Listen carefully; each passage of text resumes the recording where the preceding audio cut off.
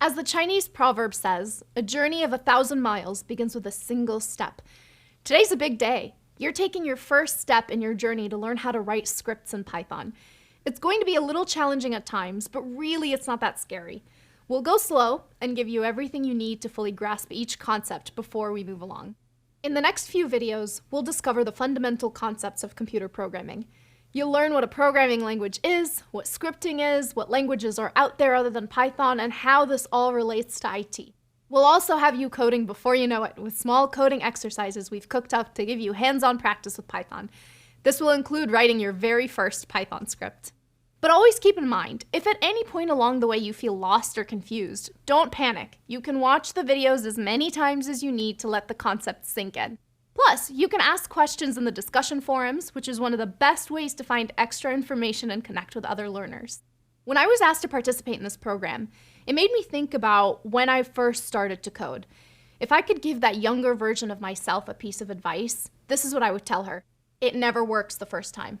Seriously, as a newbie, I expected it all to work like magic. I thought that following the rules and getting it right the first time would prove my value as a coder, but that's just not true. Not even the best of the best. If you expect to write perfect code on the first shot, you're going to be disappointed. You hear that, younger self? Try not to feel overwhelmed by the details. Connecting the dots only comes with experience, so best way to learn is to just jump in. The truth is, everyone learns at their own pace. If you already know some of these concepts, feel free to skip ahead to the parts that interest you the most. If you're starting from scratch, take as long as you need for each concept. The assessments will be right there waiting for you when you're done.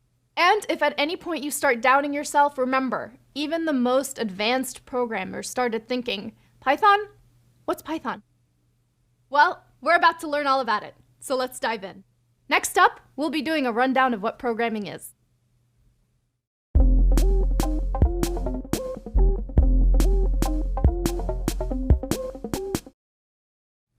At a basic level, a computer program is a recipe of instructions that tells your computer what to do. When you write a program, you create a step-by-step recipe of what needs to be done to complete a task. And when your computer executes the program, it reads what you wrote and follows your instructions to the letter. How nice is that? The recipe is written in a code called programming language. Programming languages are actually similar to human spoken languages since they have a syntax and semantics. Now, if it's been a while since your last grammar class, here's a quick refresher on syntax and semantics. In a human language, syntax is the rules for how a sentence is constructed, while semantics refers to the actual meaning of the statements. In English, sentences generally have both a subject, that's a person, place, or thing, and a predicate, usually a verb, and a statement that explains what the subject is doing. Let's take the sentence, Paula loves to program in Python, as an example. In this sentence, Paula is the subject, and loves to program in Python is the predicate. To form a sentence that others can understand, you need to know both the syntax that constructs the sentence and the semantics that gives it meaning. The same applies to programming languages. In a programming language like Python, the syntax is the rules for how each instruction is written, and the semantics is the effects the instructions have. Much like spoken languages, there are lots of programming languages to choose from. Each has its own history, features, and applications, but they all share the same fundamental ideas. So once you understand the basic concepts in one programming language, it becomes much easier to learn another. And lastly, computers always do exactly what they're told. So when you write a program, it's important to be super clear about what you want the computer to do. Learning the syntax and semantics of the programming language you choose will allow you to do just that. Make sense? Before we continue, let's spend a moment on terminology. In the next few videos, you'll hear the term script being used a bunch. So what's the difference between a script and a program?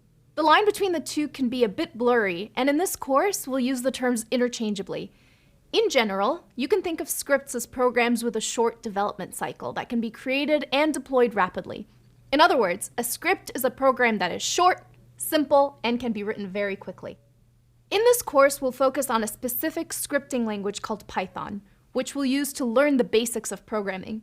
We'll learn about the Python syntax, the rules of how to write a Python program, and the semantics, or meaning, of the different pieces involved. Before we start learning how to code and having you write your first Python script, let's talk more about what automation is and why it's useful.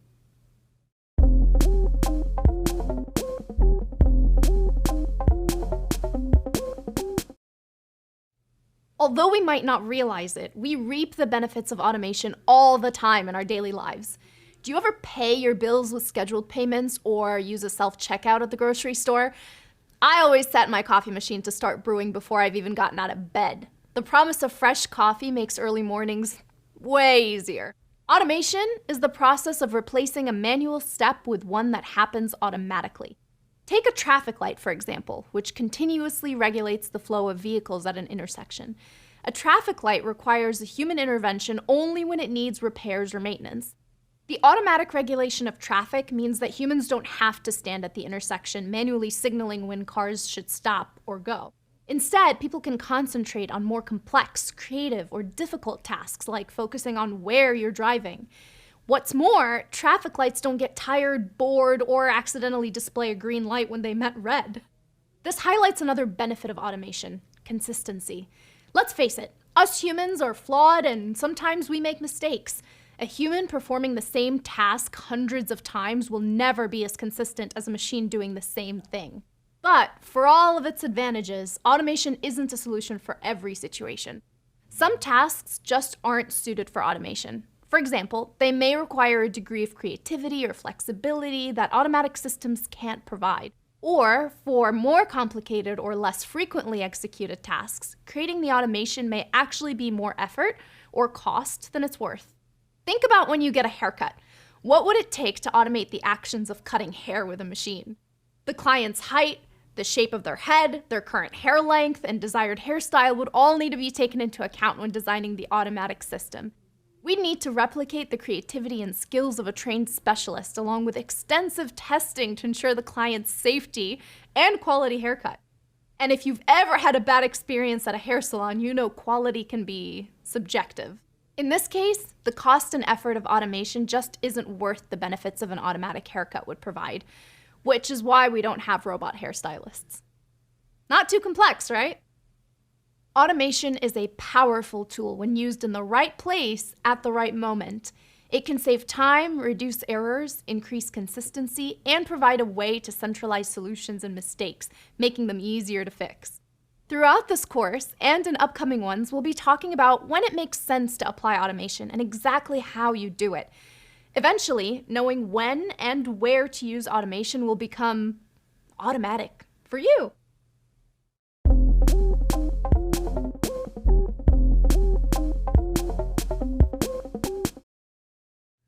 Working in IT, a lot of what we do boils down to using a computer to perform a certain task. In your job, you might create user accounts, configure the network, install software, back up existing data, or execute a whole range of other computer-based tasks from day to day. Back in my first IT job, I realized that every day I came into work, I typed the same 3 commands to authenticate into systems. Those credentials timed out every day by design for security reasons. So I created a script that would automatically run these commands for me every morning to avoid having to type them myself. Funny enough, the team that monitors anomalous activity discovered my little invention and contacted me to remove it. Oops. Tasks performed by a computer that need to be done multiple times with little variation are really well suited for automation. Because when you automate a task, you avoid the possibility of human errors and reduce the time it takes to do it. Imagine this scenario. Your company had a booth at a recent conference and has gathered a huge list of emails from people interested in learning more about your products. You want to send these people your monthly email newsletter, but some of the people on the list are already subscribed to receive it. So how do you make sure everyone receives your newsletter without accidentally sending it to the same person twice? Well, you could manually check each email address one by one to make sure you only add new ones to the list. Sounds boring and inefficient, right? It could be, and it's also more error-prone. You might accidentally miss new emails or add emails that were already there. Or it might get so boring you fall asleep at your desk. Even your automated coffee machine won't help you out there. So what could you do instead? You could get the computer to do the work for you. You could write a program that checks for duplicates and then adds each new email to the list. Your computer will do exactly as it's told, no matter how many emails there are in the list. So it won't get tired or make any mistakes. Even better, once you've written the program, you can use the same code in the future situations, saving you even more time. Pretty cool, right? It gets better. Think about when you're going to send these emails out. If you send them out manually, you'll have to send the same email to everybody. Personalizing the emails would be way too much manual work. If instead you use automation to send them, you could have the name and company of each person added to the email automatically. The result? More effective emails without you spending hours inserting names into the text. Automating tasks allows you to focus on projects that are a better use of your time, letting computers do the boring stuff for you. Learning how to program is the first step to being able to do this. If you want to get computers to do the work for you, you're in the right place. Earlier in this video, I told you about the first task I ever automated. Now I want to tell you about the coolest thing I ever automated. It was a script that changed a bunch of access permissions for a whole lot of Google internal services. The script traversed a large directory tree with tons of different files, checked the file contents, and then updated the permissions to the services based on the conditions that I laid out in the script. Okay, I admit I'm a total nerd, but I still think it's really cool.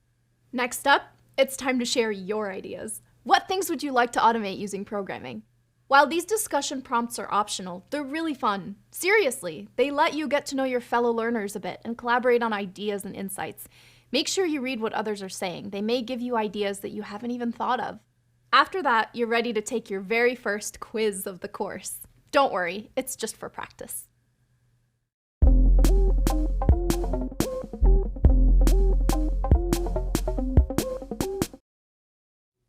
Welcome back.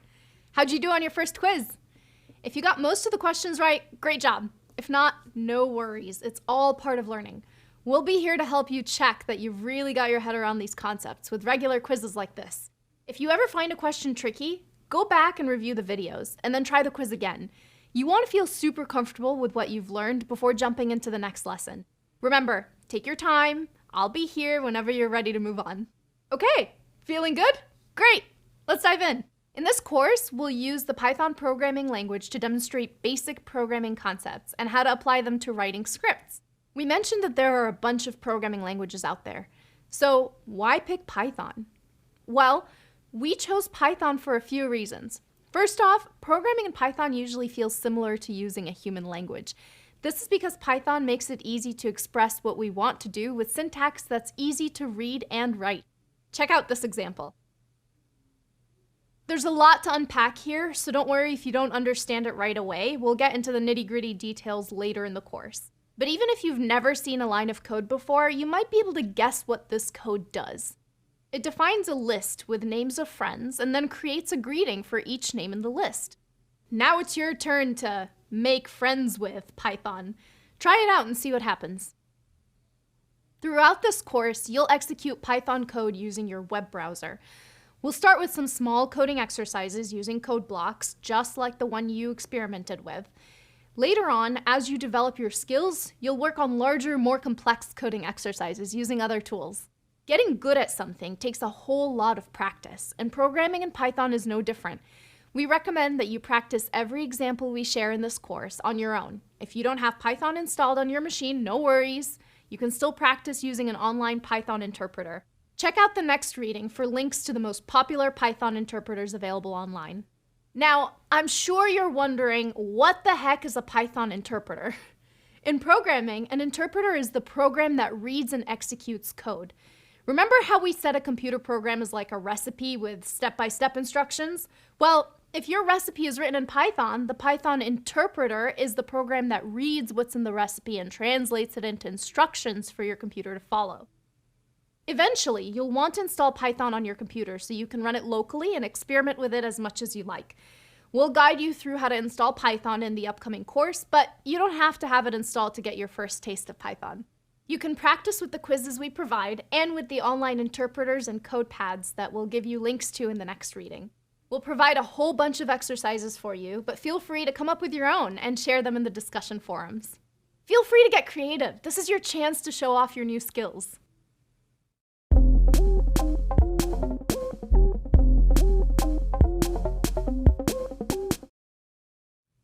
Remember how we mentioned that Python is simple and easy to use?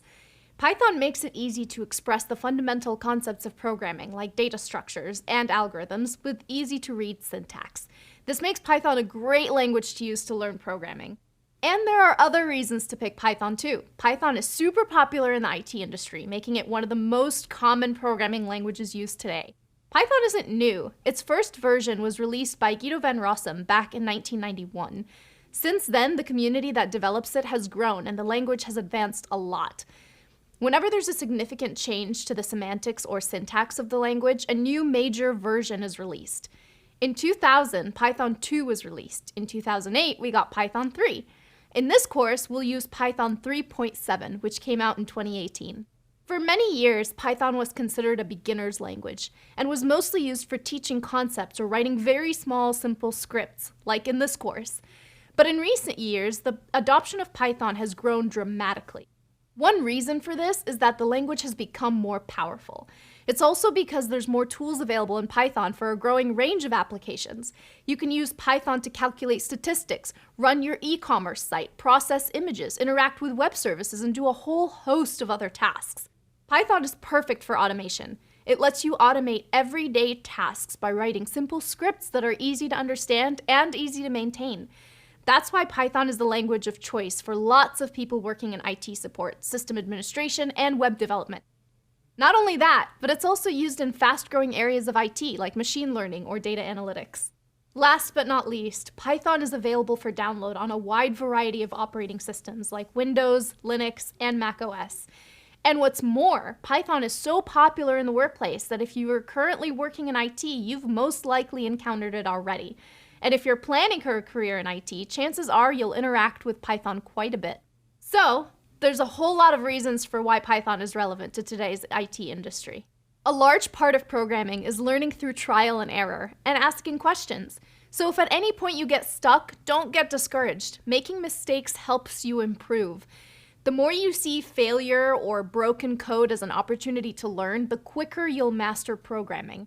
I remember the first Python script I ever wrote. It took a lot of refactoring, debugging, and testing to get it to work. I relied on a lot of my teammates for help and mentorship and wound up spending more time on Stack Overflow than actually writing the code. Thankfully, you don't have to reinvent the wheel.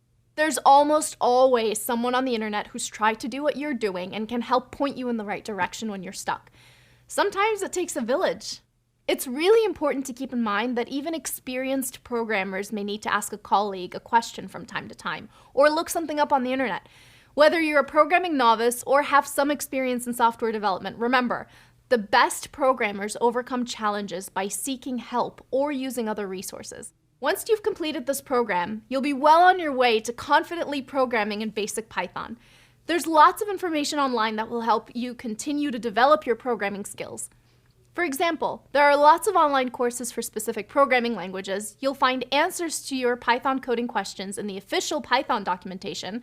You can use sites like Stack Overflow to discuss and share with other developers, and you can ask questions in our discussion forums. You can even subscribe to some of the Python mailing lists to keep in the know on the latest updates to the language. You're opening the door to the whole world of programming, and it's super exciting to be joining the development community. The most important thing to remember is that you're never alone. Any questions you may have, any time in your career, there are resources out there to help you find the answers you need. Wow, that was a lot of information. Feel free to take a quick break, grab something to drink, and then head on over to the supplemental reading to learn more about Python and the resources out there to help you learn.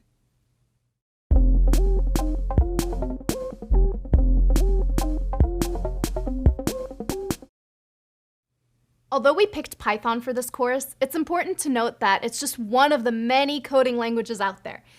Think of a given programming language as just one of the many powerful tools in your IT toolbox. Each language has its unique set of pros and cons. Some run faster than others, some are better suited for enterprise applications, others are particularly good at crunching numbers. There are platform-specific scripting languages like PowerShell, which is used on Windows, and Bash, which is used on Linux. Both are widely used by system administrators on those platforms. There are also general-purpose scripting languages similar to Python, like Perl or Ruby, which are also widely used for scripting and automation.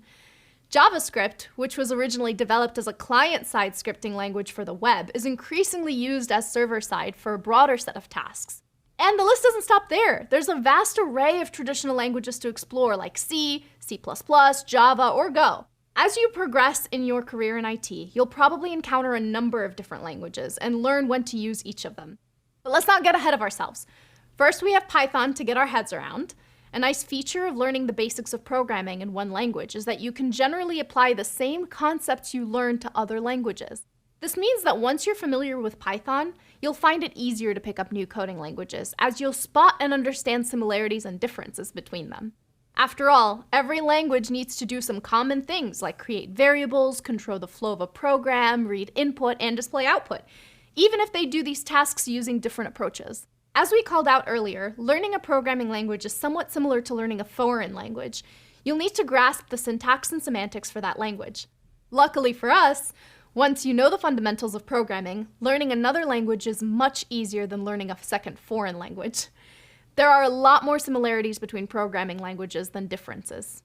To explore some of the similarities and differences between various scripting languages, let's take a look at a simple program that prints the words "Hello World" 10 times in 3 different languages: Python, Bash, and PowerShell.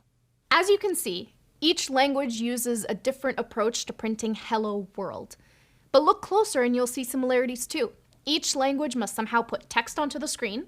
The command for Python is print, for Bash it's echo, and for PowerShell it's write host. Also notice that each language has to count to 10 in some way. While Python does this by specifying range 10, Bash uses a sequence notation to count from 1 to 10. PowerShell has the most complex syntax in this example, but it also boils down to starting at 1 and counting up to 10.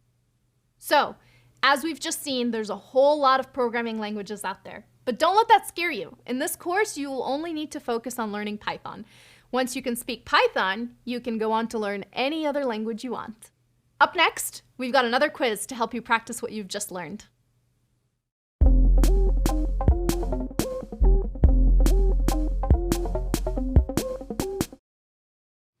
Now that you've got an idea of what Python code looks like, let's check out one of the most basic examples and dive deeper into what's going on. Get ready. We're going to use a Python interpreter to make our computers say hello to the world. When we run this code, either locally on our machine or on a web interpreter, the words "Hello World" appear on the screen, just like magic. Actually, it's not magic. It's because print is a Python function that writes what we tell it to on the screen. Like the statement "Hello World," for example. The print function is part of the basic Python language. Whenever we use keywords or functions that are part of the language, we're using the programming language's syntax to tell the computer what to do. So, what are functions and keywords? Functions are pieces of code that perform a unit of work. We'll talk a lot more about functions later on, and you'll even learn how to write your own. Keywords are reserved words that are used to construct instructions. These words are the core part of the language and can only be used in specific ways. Some examples include if, while, and for. We'll explain all of those and a bunch more later in the course. As we called out, the keywords and functions used in Python are what makes up the syntax of the language. Once we understand how they work, we can use them to construct more complex expressions that get the computer to do what we want it to do. Last off, notice how "Hello World" is written between double quotation marks. Wrapping text in quotation marks indicates that the text is considered a string, which means it's text that will be manipulated by our script. In programming, any text that isn't inside quotation marks is considered part of the code. Now for a bit of trivia. Do you know why we greeted the whole world in our example? Well, printing "Hello World" has been the traditional way to start learning a programming language since way back in the 70s, when it was used as the first example in a famous programming book called The C Programming Language. That example looked like this. In Python, the "Hello World" example is just one line. In C, it's 3 lines. In other languages, it could be even more. While learning to write "Hello World" won't teach you the whole language, it gives you a first impression of how functions are used and how a program written in that language looks. All right, now that we've written our first piece of Python code, I think you're ready for something a bit more challenging than "Hello World." Ready? Let's do it.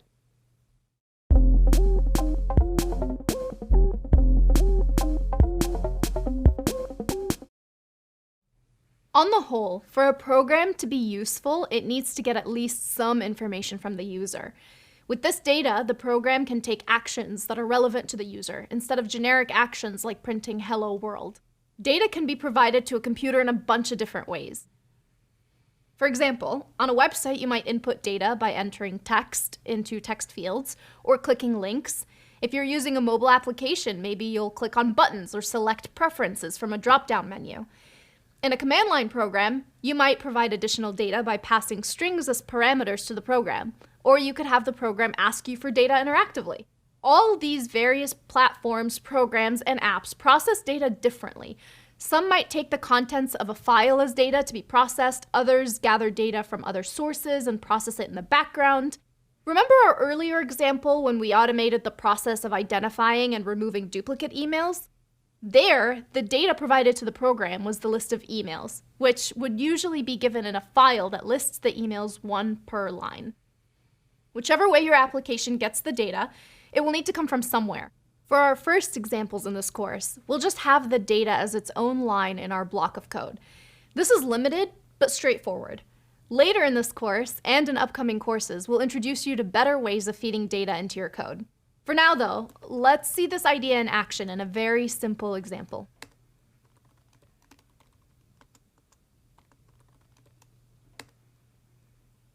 By having the name separate from the call to the print function, we're making the line of code that calls the print function generic, while still personalizing the greeting. If we then wanted to say hello to a different person, we only need to change the name, but the call to the print function will remain the same.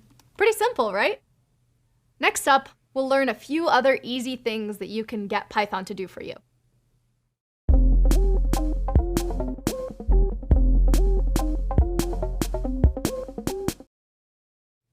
There's a ton of things that you could do with Python, and you'll learn many of them in this course. But before we dive into complex subjects, let's have some fun with another simple task that you could do with Python. We're going to make Python our calculator. And let's start with something easy. So, 4 plus 5 is 9. 9 times 7 is 63. Minus 1 divided by 4 is minus 0.25. Easy. Repeating or periodic numbers are printed in a longer format. Let's try 1 divided by 3. In math theory, when 1 is divided by 3, the digit 3 repeats forever after the decimal point. Of course, it's hard to display something that repeats forever, so instead we have a representation showing lots of decimal places. Not too hard, right? Let's give the computer something a bit trickier. Let's say we want to divide 2050 by 5, then subtract 32, and then divide the result by 9. To do this, we'll need to use parentheses, just as we do in typical math problems. You can also use Python to get squares, cubes, or any power of n of a number. For example, let's say we want to find out what 2 to the power of 10 is. To get Python to give us the answer, we use the double star operator. If you're starting to worry that this is becoming an algebra course, relax, we're not going to do anything more complex than what we've just seen. And if you're thinking, why would I use Python instead of just a normal calculator? That's a valid question. Experimenting in this way, you get familiar with the language's math capabilities. And in IT jobs, there are many tasks that require you to use math calculations. You might need to count how many times a certain word appears in a text, or work out the average time it takes for an operation to complete, or how much you have to compress an image to fit in certain size constraints. Whatever you need to calculate, writing a script can help you do it faster and with more accuracy. So you need to know what mathematical operations are available to you. Python actually has a lot more advanced numeric capabilities that are used for data analysis, statistics, machine learning, and other scientific applications. We won't get into these in this course, but if you want to learn more about them on your own, there's a wealth of online resources available. Next up, a cheat sheet to help you with programming concepts that we've just covered.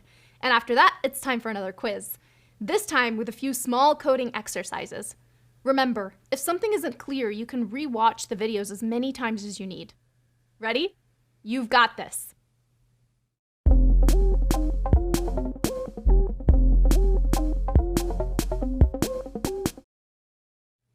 Congrats! You made it to the end of the first module. Great job!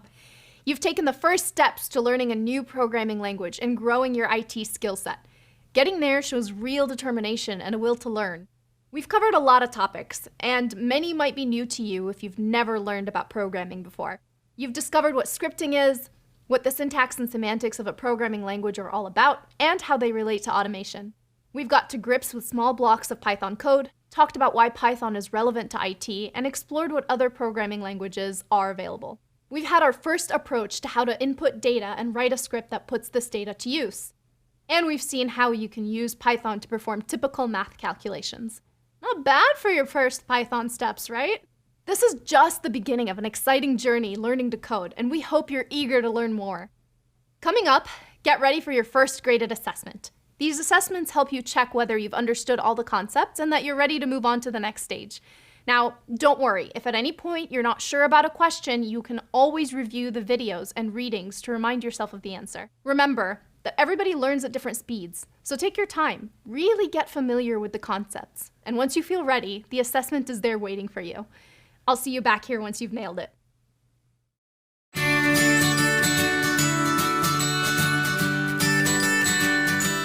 My name is Margarita Manterola. I'm a site reliability engineer in the G-Linux team.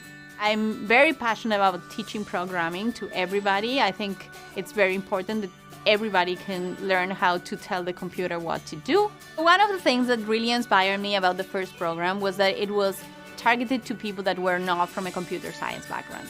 As I myself don't come from a computer science background, I felt really identified with that. And I wanted to help all these people keep growing and keep learning and keep getting more and more skills. So that's why I want this program to be successful as well. I got involved in developing this program early on because I was really excited about being able to reach thousands of learners and being able to help all these people grow their skills. Working together with people is really important. For this program, I collaborated with a ton of different people, from people inside Google, outside Google. I got reviews from people, I got new ideas, and I think it's really important because it made the scripts better.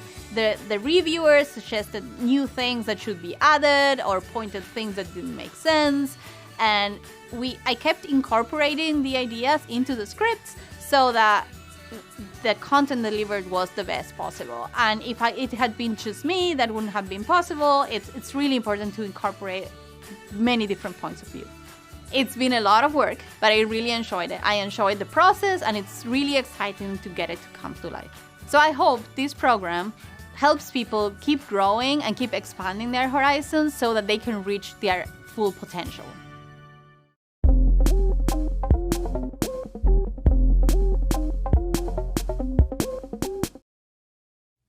Hi there, welcome back. And well done for completing your first graded assessment. You're doing a great job making it this far. Chances are, some topics we've covered may have been a little tricky at times, especially if you're completely new to programming. Don't worry if something wasn't obvious right away. We went through a lot of new concepts and it might take several passes until you feel comfortable with them. And that's totally normal. We all went through it when we were learning how to code. In the previous module, we explored some basic concepts like programming and automation. We called out that each programming language has a specific syntax, which we need to learn so we can tell the computer what to do. We then got a sneak preview of some of the things we could do with Python. Up next, we'll dive deeper into some basic building blocks of Python syntax. Things like variables, expressions, functions, and conditional blocks. At first glance, these pieces may seem pretty simple, but when we start to combine them, they become a lot more powerful. Understanding a programming language's syntax isn't too different from learning a spoken language. For example, the best way to learn Spanish is to visit a Spanish-speaking country. Immerse yourself in the culture, listen to the people, then figure out how to arrange the words to form a sentence that another speaker can understand. The same is true for programming. When you immerse yourself in Python programming, you'll learn how to formulate statements of code that the computer can understand. This is called syntax. Okay, so as you go through the next few videos, keep in mind that our main goal is to learn the language's syntax. So we'll focus on how to tell our computer what to do, not on how to get it to do complicated tasks. Like before, we'll run through some simple exercises to help you see the concepts in action. And as you pick up the new skills and get to grips with different tools, we'll start to write more advanced scripts that tackle more challenging problems. Again, if at any point you feel confused or that something just isn't clear, remember, you can watch the videos and take the practice quizzes as many times as you need. The key to getting good at programming is practice. Practice and practice. You have to keep working your programming muscles in order to get strong, just like building muscles in the gym. Train hard, train regularly, and you'll be tackling more weighty coding problems in no time. All right, ready to jump back in? In the next video, we're going to learn all about data types. Let's get started.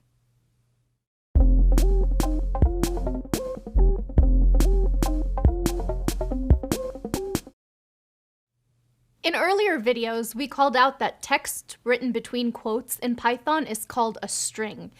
In programming terminology, a string is known as a data type. Whether it's a mobile game or a script used to automatically create user accounts, most programs need to manipulate some kind of data. And that data can come in a lot of different forms, or, like we call them, data types.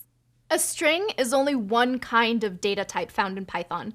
There's a bunch of others, like an integer, which represents whole numbers without a fraction, like 1, and float, which represents real numbers, or in other words, a number with a fractional part, like 2.5.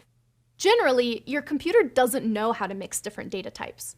For example, adding two integers together makes perfect sense to computers, like this. Adding together two strings also makes sense. We just end up with a longer string that contains the two, like so. But your computer doesn't know how to add an integer and a string. If you tell it to mix these two different data types, your computer isn't going to know what to do and will raise an error. Check it out.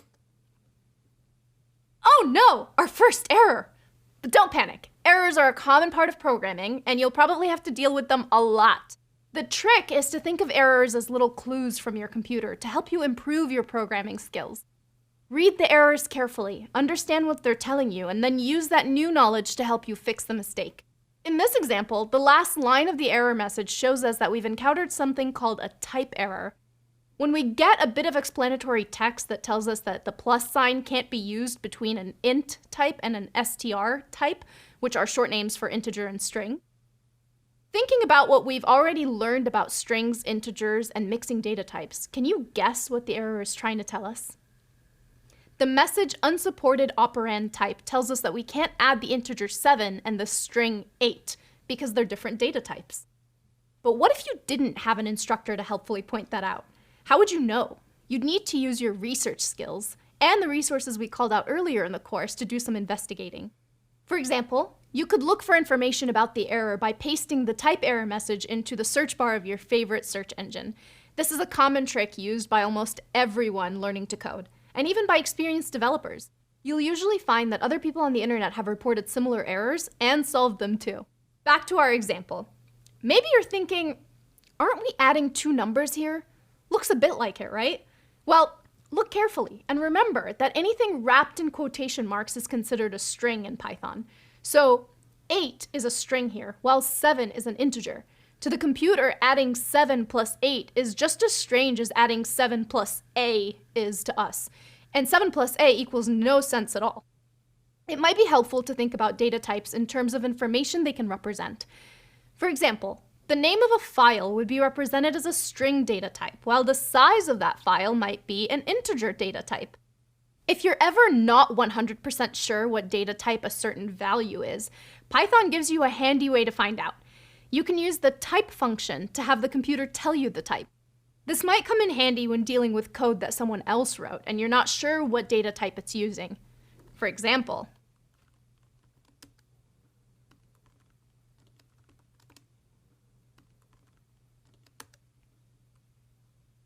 pretty neat, right? This tells us that A belongs to str class, which, like we said earlier, is short for string. The number 2 belongs to the int class, which is short for integer, and 2.5 belongs to the float class. We'll talk more about what we mean by class later in the course. For now, you can just use it as a synonym for data type. So now you know 3 very common data types in Python. There are plenty of others you'll be using soon, but don't worry about them at the moment. As we continue through the course, we'll come across more data types and learn how to interact with each of them. For now, just remember, mixing your data types will get your computer, well, all mixed up. So keep your strings with your strings, your integers with your integers, and your floats with your floats. And you shouldn't get in too much of a tangle.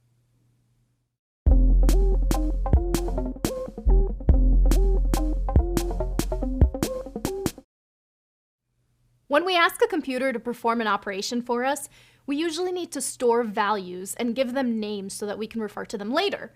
This is where variables come in handy. Variables are names that we give to certain values in our programs.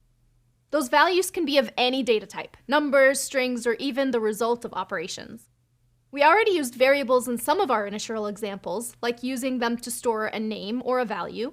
Now we're going to learn exactly how they work and how to make the most of them.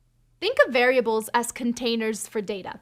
When you create a variable in your code, your computer reserves a chunk of its own memory to store that value. This lets the computer access the variable later to read or modify the value. Let's see this in action. Imagine a simple script that calculates the area of a rectangle using the formula area equals length times width. Area, length, and width can all be represented by variables, like this. In this script, we're creating 3 variables and storing different values in each. The process of storing a value inside a variable is called assignment. Here, we assign the length variable the value of 10. We assign the width variable the value of 2, and we assign the area variable with the result of the expression length times width. An expression is a combination of numbers, symbols, or other variables that produce a result when evaluated. In this example, we're multiplying the value of 2 variables to arrive at the value that we want. Finally, we use our old friend, the print function, to display the value of the area on the screen. All right, we've just seen how to assign values to variables, use expressions to calculate more complex values, and then print the contents of a variable. Variables are important in programming because they let you perform operations on data that may change. For example, if we extended our rectangle script to accept any input as the value of the length and width variables, we could calculate the area of a rectangle of any size. Or to give a more IT-focused example, say we have a script that performs a specific operation on a file. We could extend that script to perform the same operation on any file, but only if the program used a variable to store the file name. You might have noticed that we assign a value to a variable by using the equals sign, in the form of variable equals value. Generally, you can name variables whatever you like, but there are some restrictions. First, you shouldn't use as variable names any of the keywords or functions that Python reserves for its own, like print. Using these reserved terms will make your program confusing to read and will result in errors. Python also has some restrictions on the characters you can use to define a variable. Variable names can't have any spaces, and they must start with either a letter or an underscore. Also, they can only be made up of letters, numbers, and underscores. Let's check out some examples of valid and invalid variable names to understand this better. I_am_a_ variable is a valid variable name. I_am_a_ variable 2 is also a valid variable name. 1_is_a_ number is invalid because variable names must start with a letter or underscore. Apples_and_oranges is invalid because it uses the special character ampersand. Last thing, remember that precision is important when programming. Python variables are case sensitive, so capitalization matters. Lowercase name, uppercase name, and all caps name are all valid and different variable names. And that rule on variables is invariable.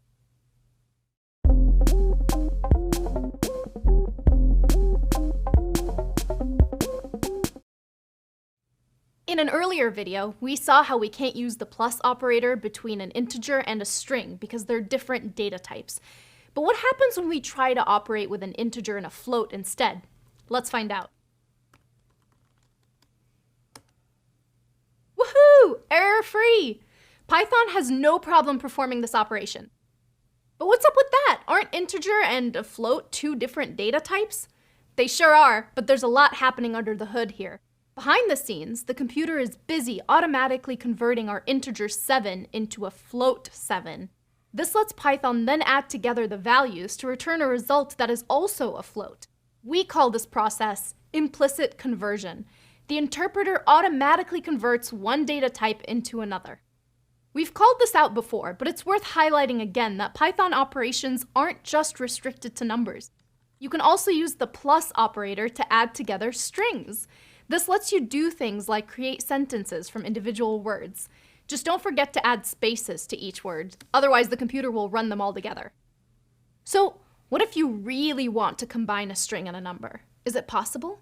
It sure is, but only with an explicit conversion. In Python, to convert between one data type and another, we call a function with the name of the type we're converting to. Let's see how this works. Now things are getting a little bit more complex.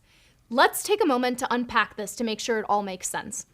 In this script, we're first calculating the area of a triangle, and when printing it, we're adding it to a string. To do this, we need to call the str function to convert a number into a string. Let's execute it and check out what happens. Our number got converted to a string and printed together with the message. Woohoo! We've learned a little bit about variables, values, expressions, and conversions. Next up, we've got a practice quiz to help you solidify your knowledge. As always, take your time and review the content if you need. You've totally got this. I'll see you in the next video once you're finished.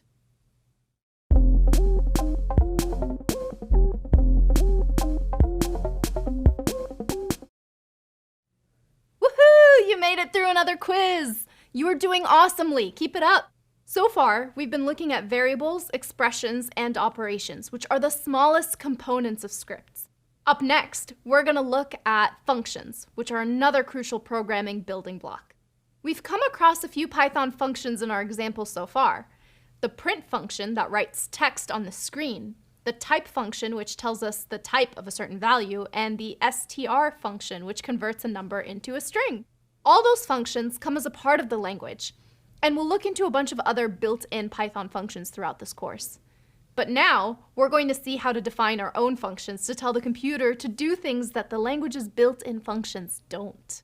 Let's start with a simple example. In this piece of code, we're defining a function. Our function takes a parameter. Here, that parameter is name, and prints a greeting for that name.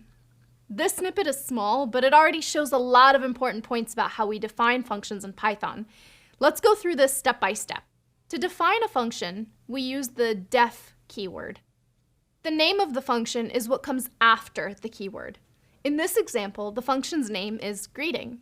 So to call the function later in the script, we'll use the word greeting. After the name, we have the parameters of the function, which are written between parentheses. In this example, we only have one parameter, name, followed by a colon at the end of the line. After the colon, we have the body of the function. That's where we state what we want our function to do. Note how the body is indented to the right. This is a key characteristic of Python, and we'll come across it a bunch. For now, just keep in mind that the body of the function must be to the right of the definition. In this example, the body contains just one line that calls the print function. Looks simple, right? But creating functions can actually be super powerful. The body of a function can have as many lines as we want it to, and do all sorts of fun stuff. We'll find out exactly what in later videos. But for now, let's execute our function and see what happens.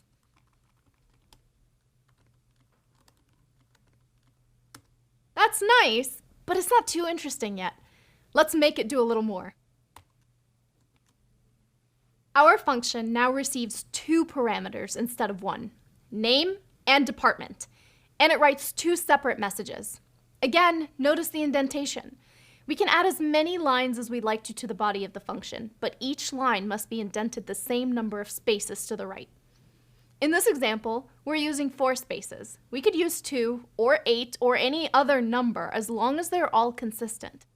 Let's try calling our new and improved greeting function.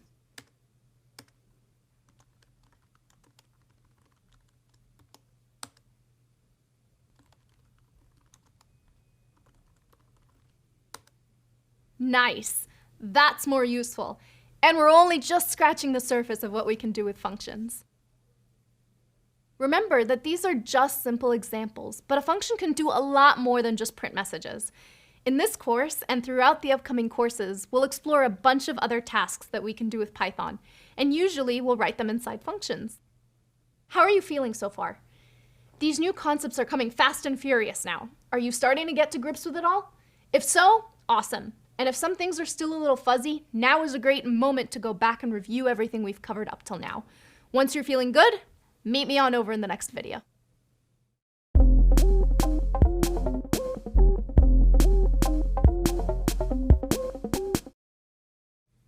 We've seen how we can pass values into a function as parameters by passing values like the name or department in the example earlier.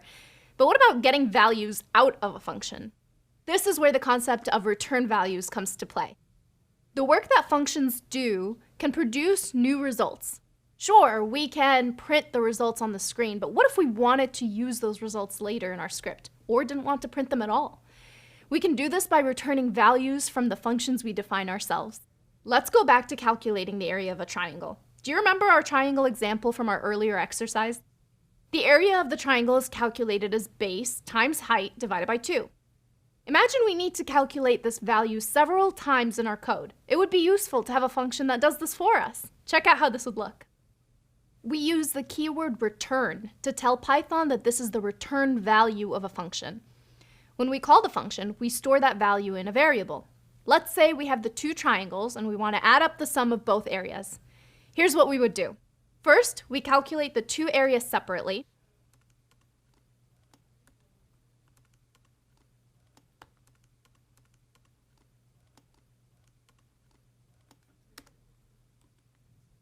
Then, we add the sum of both areas together. Finally, we print the result, converting it to a string. As you can see in this example, the area triangle function returns a value, which is, not surprisingly, the area of the triangle. We store that value in a different variable for each call to the function. In this case, area A and area B. And then we operate with those values, adding them into the variable called sum and only printing this final result. This shows the power of the return statement. It allows us to combine calls to functions into more complex operations, which makes your code more reusable. Return statements in Python are even more interesting because we can use them to return more than one value. Let's say you have a duration of time in seconds, and you want to convert that to the equivalent number of hours, minutes, and seconds. Here's how to do that in Python. Did you spot the new operator in this function? That double slash operator is called floor division. A floor division divides a number and takes the integer part of the division as the result. For example, 5//2 is 2 instead of 2.5. In our example, the first operation is calculating how many hours are in a given amount of seconds, while the second works out how many minutes are left once we subtract the hours, and then how many seconds remain after subtracting the minutes. We end up with 3 numbers as our result, so the function returns all 3 of them. Let's see what this looks like when we're calling a function.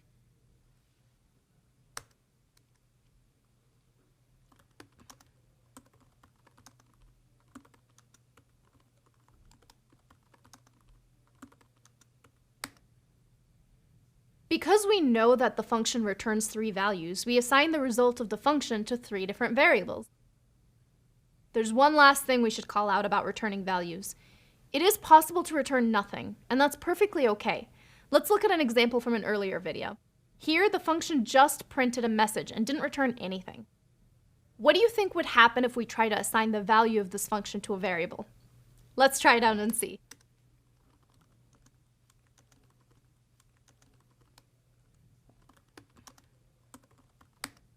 Here, when we called the function, it printed a message, just like we expected.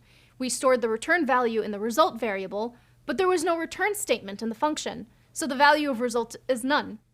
None is a very special data type in Python, used to indicate that things are empty, or that they return nothing. Wow, that was a lot to learn about functions and the return values. Remember that the key to getting this right is to practice writing the code you just learned as many times as you need. Functions and return values can be tricky concepts to master, but they let us do a bunch of cool stuff. So put the time and effort in to learn it for some Really valuable returns.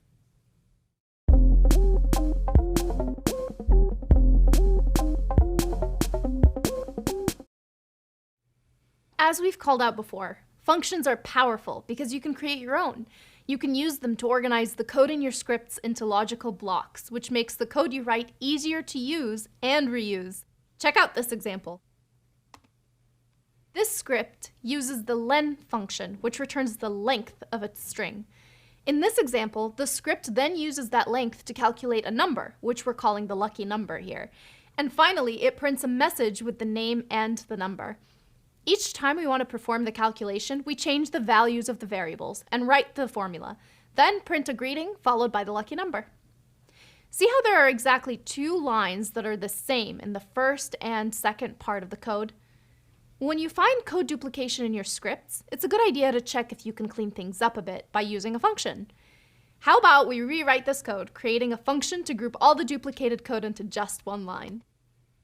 The updated script gives us the exact same result as the original one, but it looks a lot cleaner. First, we've defined a function called lucky_number, which carries out our calculation and prints it for us. Then we call the function twice, once with each name. Since we've grouped the calculation and print statements into a function, our code is not only easier to read, but it's also now reusable. We can execute the code inside the lucky_number function as many times as we need it by just calling it with a different name. So we don't have to write it out and again for each new name. Does that make sense? Hopefully these examples have helped explain how functions are used and defined, and also demonstrated how useful they can be. Did you notice that we're feeding information into our functions through their parameters? This is one of the many ways that we can input data into our code. The values for those parameters may come from different places, like a file on our computer or through a form on a website, but that doesn't impact our code. The result of the function is still the same no matter where the parameters come from. Functions are your friends. They can help clean up your code and do math so you don't have to. You'll be using them a lot, both in this course and in your programming life. So get ready to get real friendly with functions.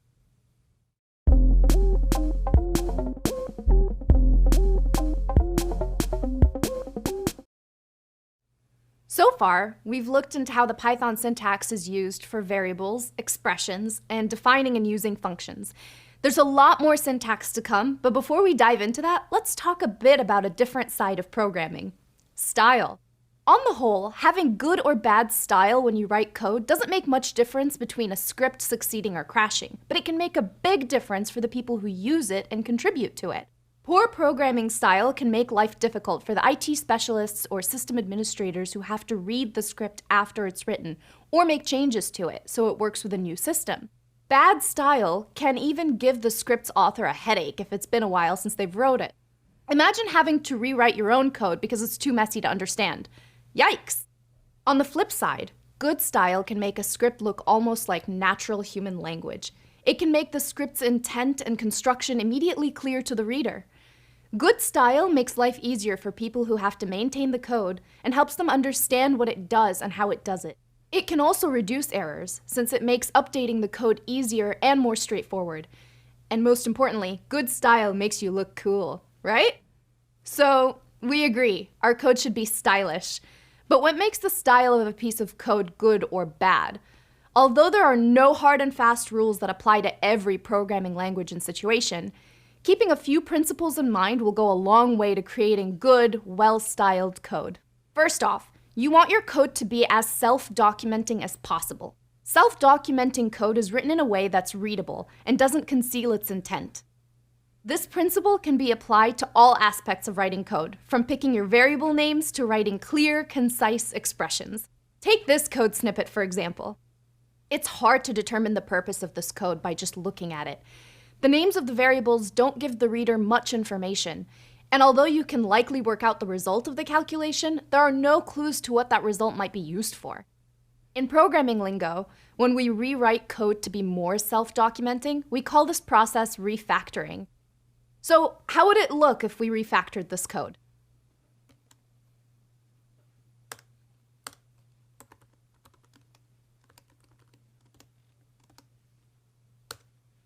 With this refactored code, the intent should now be more clear. The names of the variables and the function reflect their purpose, which helps the reader understand the code more quickly. You should always aim for your code to be self-documenting. But even then, sometimes you may need to use a particularly tricky bit of code in your script. When good naming and clean organization can't make the code clear, you can add a bit of explanatory text to the code. You do this by adding what we call a comment. In Python, comments are indicated by the hash character. When your computer sees a hash character, it understands that it should ignore everything that comes after that character on that line. Check out how this looks. Using comments lets you explain why a function does something a certain way. It also allows you to leave notes to your future self or other programmers to remind you of what needs to be improved and why. Obviously, it's much easier to read your own code than someone else's, but in my job, I work on code that was written by lots of different people, and everybody designs things a little differently. This is why it's so important to comment and document your code well. More often than not, your code will eventually be used by someone other than you. So be a good neighbor. Use a style guide to structure your code in a way that's readable by others, or by you in 6 months when you've forgotten why you wrote that code in the first place. In upcoming exercises in this course, we'll use comments to let you know what you need to do with the code, and you can always write as many extra comments as you need. Coming up, a quiz to consolidate your newly acquired knowledge about functions. Don't worry, you've got this.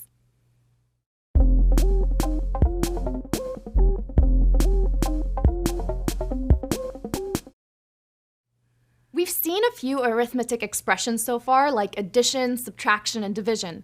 Remember when we turned Python into a calculator? Well, Python can also compare values. This lets us check whether something is smaller than, equal to, or bigger than something else. This allows us to take the result of our expressions and use them to make decisions. Check out these 3 examples. In the first example, 10 is greater than 1, so the value true is printed as a result. True is a value that belongs to another data type called a Boolean. Booleans represent one of 2 possible states, either true or false. Every time you compare things in Python, the result is a Boolean of the appropriate value. In the second example, we can see our very first equality operator, which is formed by putting 2 equal signs together. We use this operator to test whether 2 things are equal to each other. In this example, the string cat is not equal to the string dog, so the Boolean that's printed is false. In our third example, we're doing the opposite comparison. By pairing an exclamation mark and an equal sign, we're using the not equals operator, which is the negated form of the equality operator. In this particular line of code, the operator checks that 1 isn't equal to 2.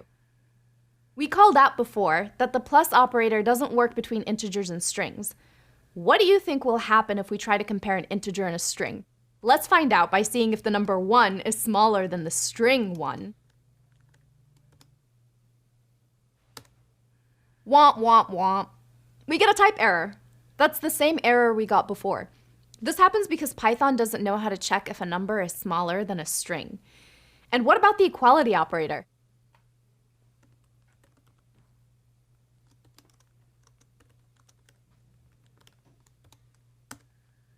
In this case, the interpreter has no problem telling us that the integer 1 and the string 1 aren't the same. So what gives? Basically, although they may seem similar to us because they both contain the same number, it's clear to the computer that one is a number and the other is a string. For the computer, it's obvious that they are completely different entities.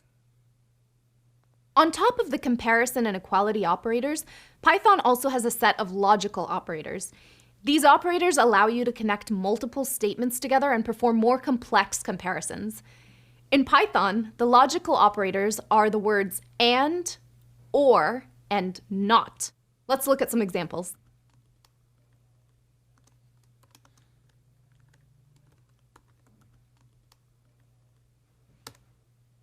To evaluate as true, the and operator would need both expressions to be true at the same time. Here we're comparing strings, and the bigger and smaller operators refer to alphabetical order. Yellow comes after cyan, but brown doesn't come after magenta. So this means that the first statement is true, but the second one isn't, which makes the result of the whole expression false. If we use the OR operator instead, the expression will be true if either of the expressions are true, and false only when both expressions are false. Let's try it out. 25 is definitely not bigger than 50, but 1 is different than 2. So in the end, the whole expression is true. Last up, the NOT operator inverts the value of the expression that's in front of it. If the expression is true, it becomes false. If it's false, it becomes true, just like this. Logical operators are important because they help us write more complex expressions. We'll see this in action in the next few videos. If this is the first time you've come across these operators, it might seem like there's a lot to remember. But don't worry, you'll learn most of them very quickly just by practicing. And in the next reading, we have a cheat sheet that lists all the operators available and what each one does. It's a handy resource you're sure to find useful when writing your own scripts.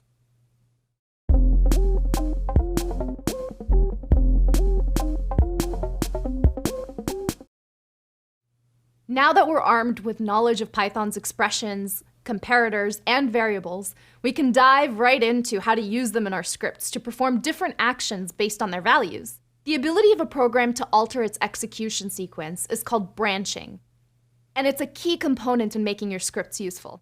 You probably use the idea of branching a bunch in your everyday life. For example, if it's before noon, you might greet someone by saying good morning instead of good afternoon or good evening. If it's raining outside, you might choose to take an umbrella. If it's cold, you probably wear a jacket. In your scripts, you can instruct your computer to make decisions based on inputs too. Let's take a look at an IT-focused example. In many companies, new employees can choose the username they'll use to access the company's systems, and usually the chosen username needs to fit with a given set of guidelines. Companies can set different criteria for what a valid username looks like. For now, let's assume that at your company, a valid username has to have at least 3 characters. You've been tasked with writing a program that will tell the user if their choice is valid or not.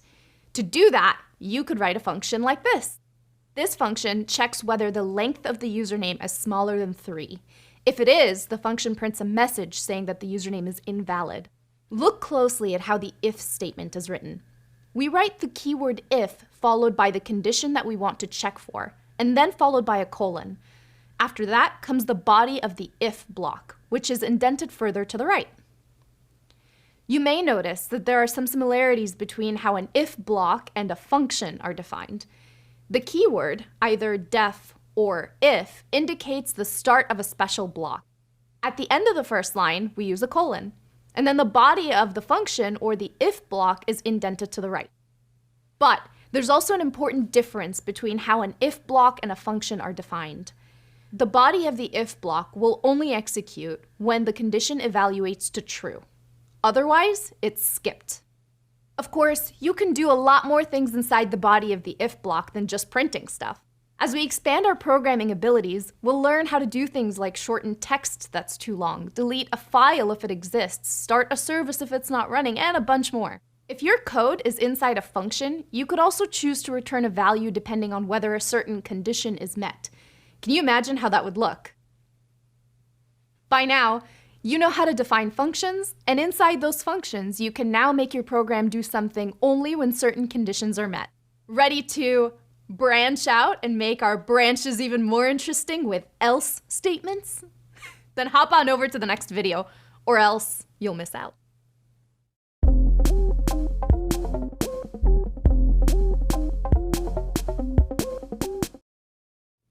The if statement is already a pretty useful construct, but we can extend it to make it even more powerful. Think about the username example from the last video. What if we also wanted to print a message when the username was valid? Here, we've included an else statement to achieve this. The program can now go in one of 2 directions depending on the length of the username. If it's not long enough, we get a message indicating that the username is invalid. But if the program verifies that the username is long enough, it will print a message saying it is valid. Pay attention to how the else statement is written. It uses the else keyword followed by a colon to indicate the beginning of the else block. Once again, the body of the block is further indented to the right. As we've called out before, these blocks can contain multiple lines and do more than just print messages. They can do calculations, modify values, return values, and a lot more. And remember that you can choose to use as many or as few spaces as you want for the indentation, but you always need to indent and you always need to use the same number of spaces. The else statement is very useful, but we don't always need it. Say we want to have a function that checks if a value is even or odd. We could do that with a piece of code like this. Here we're using a new operator, so let's first explain that. The modulo operator is represented by the percentage sign and returns the remainder of the integer division between two numbers. The integer division is an operation between integers that yields two results, which are both integers, the quotient and the remainder. So if we do an integer division between 5 and 2, the quotient is 2 and the remainder is 1. If we do an integer division between 11 and 3, the quotient is 3 and the remainder is 2. Even numbers are all multiples of 2, which means the remainder of the integer division between an even number and 2 is always going to be 0. In this function, we're using this principle to decide whether a number is even or not. So how come we have these two return statements, one below the other, without an else statement? The trick is that when a return statement is executed, the function exits so that the code that follows doesn't get executed. This means that if the number is even, the computer will reach the return true statement and exit the function. Anything that comes after that will only be executed if the condition in the if statement was false. In other words, once the function reaches the return false line, we know for sure that the if condition was false, which means the number was odd. At first, you might feel more comfortable including the else statement even if it's not needed, and that's totally okay. It's important to know that both ways of writing this are correct. And remember that this technique can only be used when you're returning a value inside the if statement. To recap, the if statement allows us to branch the execution based on a specific condition being true. The else statement lets us set a piece of code to run only when the condition of the if statement was false. If you return a value inside an if block, then the code after the block will only be executed if the condition was false. All makes sense? If all these ifs and elses are starting to get a little confusing, that's okay. There's a lot to soak up here, and the best way to do that is, yeah, you guessed it, practice. So review the content and practice on your own as much as you need. Once you're done, meet me over in the next video.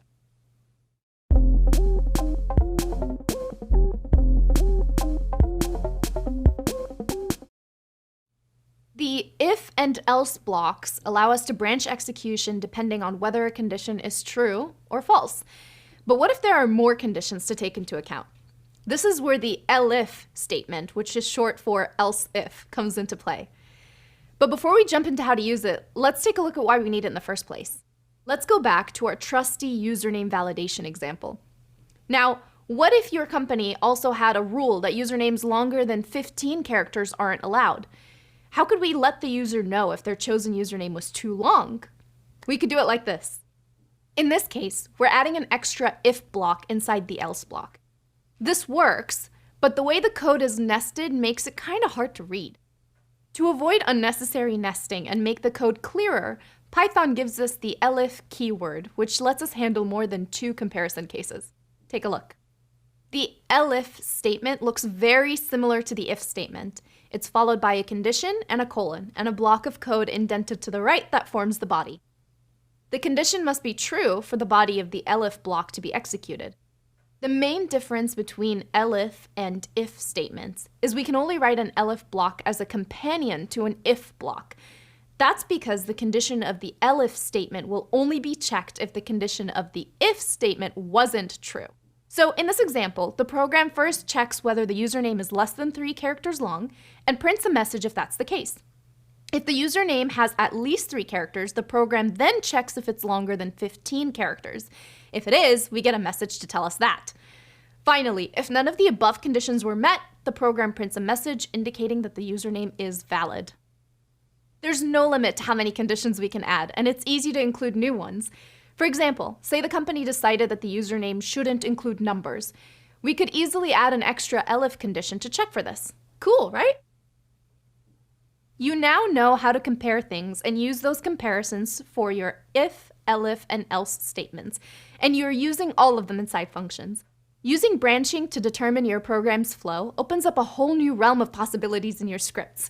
You can use comparisons to pick between executing different pieces of code, which makes your script pretty flexible. Branching also helps you do all kinds of practical things, like only backing up files with a certain extension, or only allowing login access to a server during certain times of the day. Anytime your program needs to make a decision, you can specify its behavior with a branching statement. Are you starting to notice tasks in your day-to-day that could be made more efficient with scripting? There's so many possibilities, and we're only just getting started with all the cool stuff programming can help you do. Wow, we've covered a lot in these last few videos. Remembering all these concepts can take some time, and the best way to learn them is to use them. So we've put together a cheat sheet for you in the next reading. You'll find all these operators and branching blocks listed there in one handy resource. It's super useful when you need a quick refresher. So no skipping the reading.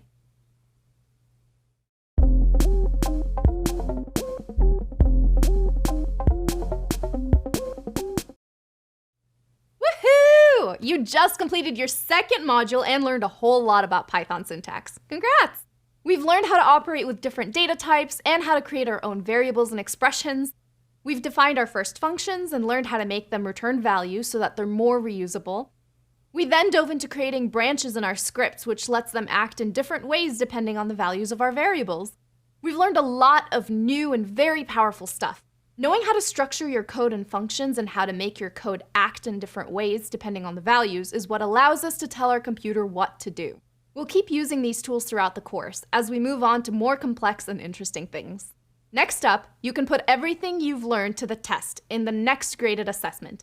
Don't worry if you don't feel ready yet. Remember that you can re-watch the videos and do the practice quizzes as many times as you need to make sure you fully understand everything we've covered. When you're ready for the test, take your time, and best of luck. I'll catch you after you've finished in the next module, where we'll learn all about loops. See you there.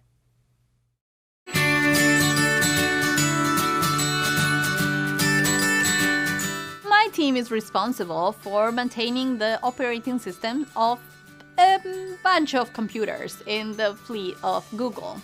And many of the things that we do are done through Python scripts. For example, we have a script that keeps the computer up to date, that the software is updated every day, and that's written in Python. We also have a script that checks that the computer doesn't have any specific problems, and if there is a problem, raises an alert for the user so that the user can take action. That one is also written in Python. We have a bunch of other scripts like that run in the computers of our users that are all written in Python. One of the things I like the most about Python is that the code is really readable. You can give a piece of Python code to someone that doesn't even know how to program, and most of the time they will have at least some idea of what's going on. The other thing I like about Python is that it comes with a lot of modules that do a lot of the things that we want to do already. It's been around for a while. There's a lot of people that have contributed all of these modules, so it's very likely that the thing you want to do, it's already in a module and you only have to import it and use it. No computer language is perfect. Every computer language has its advantages and disadvantages. In the case of Python, the one thing that I find the most annoying is that because it's not a compiled language, there could be errors in the code that only get detected very late in the development process. And while it's not good that all these hidden errors could be in the code, it can be mitigated by writing good tests. If you write tests and then the test can test all of the code, even if it's not hit every day, then you can be assured that your code is working successfully.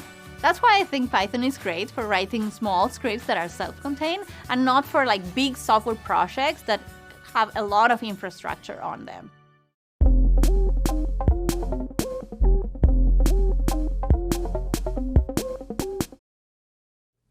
Hi there, and welcome back. Before we dive back in, I want to first say well done. We've learned a lot of new skills in a short amount of time and tackled some pretty tricky concepts. None of this stuff is easy, and you're doing so great.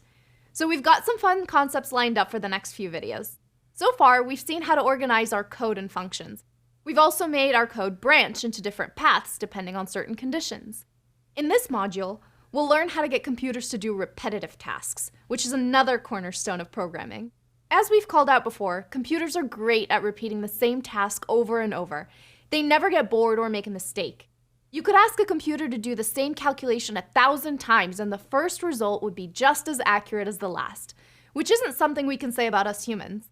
Have you ever tried to do something 1,000 times in a row? It'd be enough to drive you loopy. Which is why in this course, we're going to learn how to leave the loops up to the computer. The ability to accurately perform repetitive tasks and never get tired is why computers are so great for automation. The automated task could be anything, like copying files to a bunch of computers on a network, sending personalized emails to a list of users, or verifying that a process is still running. It doesn't matter how complex the task is, your computer will do it as many times as you tell it to, which leaves you time for more interesting things, like planning future hardware needs or managing software rollouts. In the next few videos, we'll explore 3 techniques for automating repetitive tasks. These are while loops, for loops, and recursion. Each of these techniques are used to tell the computer to repeat a task, but each takes a slightly different approach. We're going to learn how to write the code for each and how to know when to use one technique instead of the others. So, are you ready? Let's get started.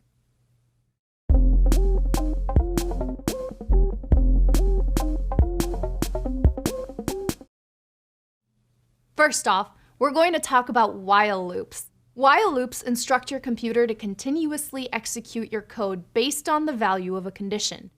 This works in a similar way to branching if statements. The difference here is that the body of the block can be executed multiple times instead of just once. Check out this program. Can you guess what it does? Before we execute it to find out, let's go through it together line by line. In the first line, we're assigning the value of 0 to the variable x. We call this action initializing, to give an initial value to a variable. In the line after that, we're starting the while loop. We're setting a condition for this loop that x needs to be smaller than 5. Right now, we know that x is 0, since we've just initialized it, so this condition is currently true. On the next 2 lines, we have a block that's indented to the right. Here, we can use what we learned about functions and conditionals to identify that this is the while loop's body. There are 2 lines in the body of the loop. In the first line, we print a message followed by the current value of x. In the second line, we increment the value of x. We do this by adding 1 to its current value and assigning it back to x. So, after the first execution of the body of the loop, x will be 1 instead of 0. Because this is a loop, the computer doesn't just continue executing with the next line in the script. Instead, it loops back around to reevaluate the condition for the while loop. And because 1 here is still smaller than 5, it executes the body of the loop again. It then prints the message and once more increments x by 1. So the x is now 2. The computer will keep doing this until the condition isn't true anymore. In this example, the condition will be false when x is no longer smaller than 5. Once the condition is false, the loop finishes and the next line is executed. And finally, the last line of our code prints the last value of x. So now that this code makes a bit more sense, what do you think will happen when we execute it? Ready to find out? Let's execute the code and see what happens.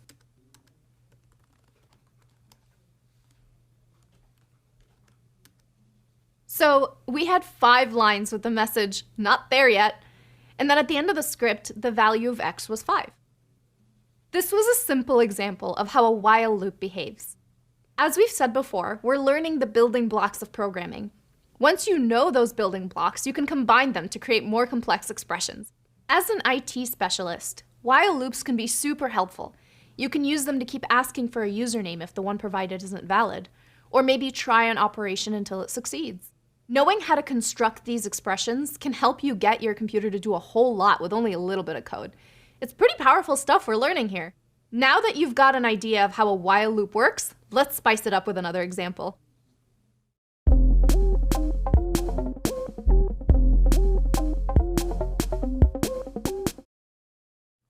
In the last video, we saw a very simple example of a while loop. We looked at a basic syntax of the loop and how it works. Let's now apply this knowledge to a similar example, but this time with a while loop inside a function. Can you work out what this function does? In this example, we start out by initializing a variable called x. In this case, we initialize it with the value of 1. Then we enter our while loop, which checks to see if the value inside of the x variable is less than the parameter n that the function received. If that comparison evaluates to true, then the code inside the while block is executed. Say we pass a value of 5 as a parameter to this function. In the first pass through the loop, x is always equal to 1, so the comparison 1 smaller than or equal to 5 would be true, and we'd then enter the body of the loop. In the body, we first print a message indicating that the current attempt number, and then we increase the value of x by 1. To increment the number, we're using a slightly different expression than before. X plus equal 1 is a shorthand version of x equals x plus 1. You can use either expression since they both mean the same thing. The process continues until the result of the comparison isn't true anymore, which happens when x is bigger than n. In our current example, this would be when the value of x is 6. Let's see it in action. In these past examples, we've used the simple conditions of a number being smaller or equal than another number. These are common conditions, but they're by no means the only conditions you can have in a while loop. It's common, for example, to call a separate function that evaluates the condition, like this. In this case, there's a lot of code hidden behind functions, and it's doing stuff we don't see. There's a getUsername function that asks the user for a username, and a validUsername function that validates that username. And all this is happening in just a handful of characters. As you can see, you can pack a lot of punch into just a short line of code. In this case, the body of the while loop will be executed until the user enters a valid username. The important thing to remember is that the condition used by the while loop needs to evaluate to true or false. It doesn't matter if this is done by using comparison operators or calling additional functions. The conditions used in while loops can also become more complex if we use the logical operators that we encountered when looking into branching, and, or, and not. This lets us combine the values of several expressions to get the result we want. Okay, we've now covered what a while loop is and learned its syntax and basic behavior. Some of this stuff can be a bit tricky, and you're doing great. Keep sticking with it. Next, we're going to do a rundown of some of the most common pitfalls that you may come across when writing your own loops. Head on over to the next video to get started.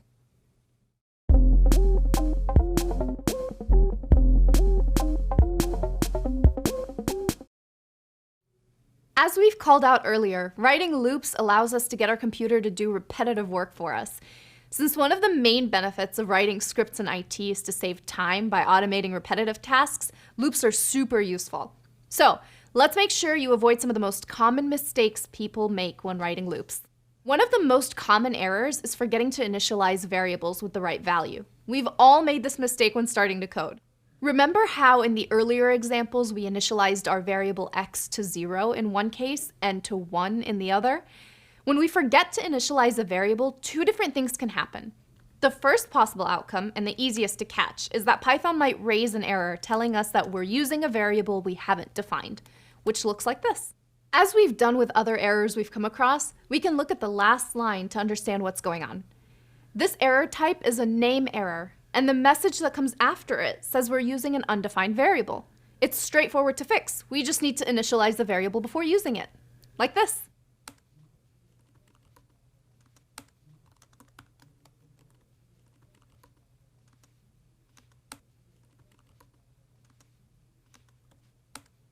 Fixed! Now, there's a second issue we might face if we forget to initialize variables with the right value. We might have already used the variable in our program. In this case, if we reuse a variable without setting the correct value from the start, it will still have the value from before. This can lead to some pretty unexpected behavior. Check out this script. Can you spot the problem? In the first block, we correctly initialize x to 1 and sum to 0, and then iterate until x equals 10, summing up all the values in between. So by the end of that block, sum equals the result of adding all the numbers from 1 to 10, and x is 10. In the second part of the code, the original intention was to get the product of all the numbers from 1 to 10. But if you look closely, you can see that we're initializing product, but forgetting to initialize x. So x is still 10. This means that when the while condition gets checked, x is already 10 at the start of the iteration. The while condition is false before it even starts, and the body never executes. Let's see how this problem would look.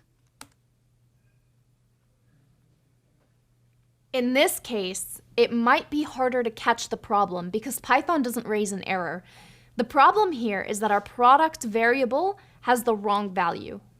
If you have a loop that's gone rogue and not behaving as expected, it's a good idea to check if all the variables are correctly initialized. In this example, we need to set x back to 1 before starting the second loop. As always, the best way to learn is to practice it yourself. Make sense? Remember, if you ever feel stuck or a little unsure about something, you can always ask for help in the discussion forums. These forums are there to let you get the help you need when you need it. So don't forget to use them.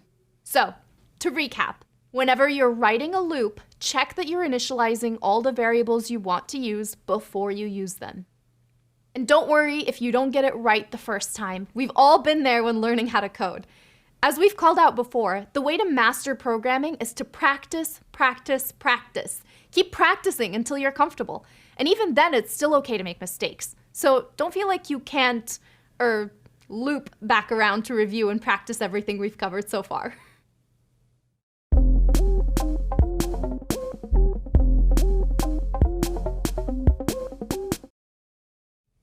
You may remember by now that while loops use a condition to check when to exit.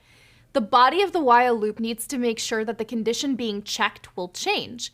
If it doesn't change, the loop may never finish, and we get what's called an infinite loop, a loop that keeps executing and never stops.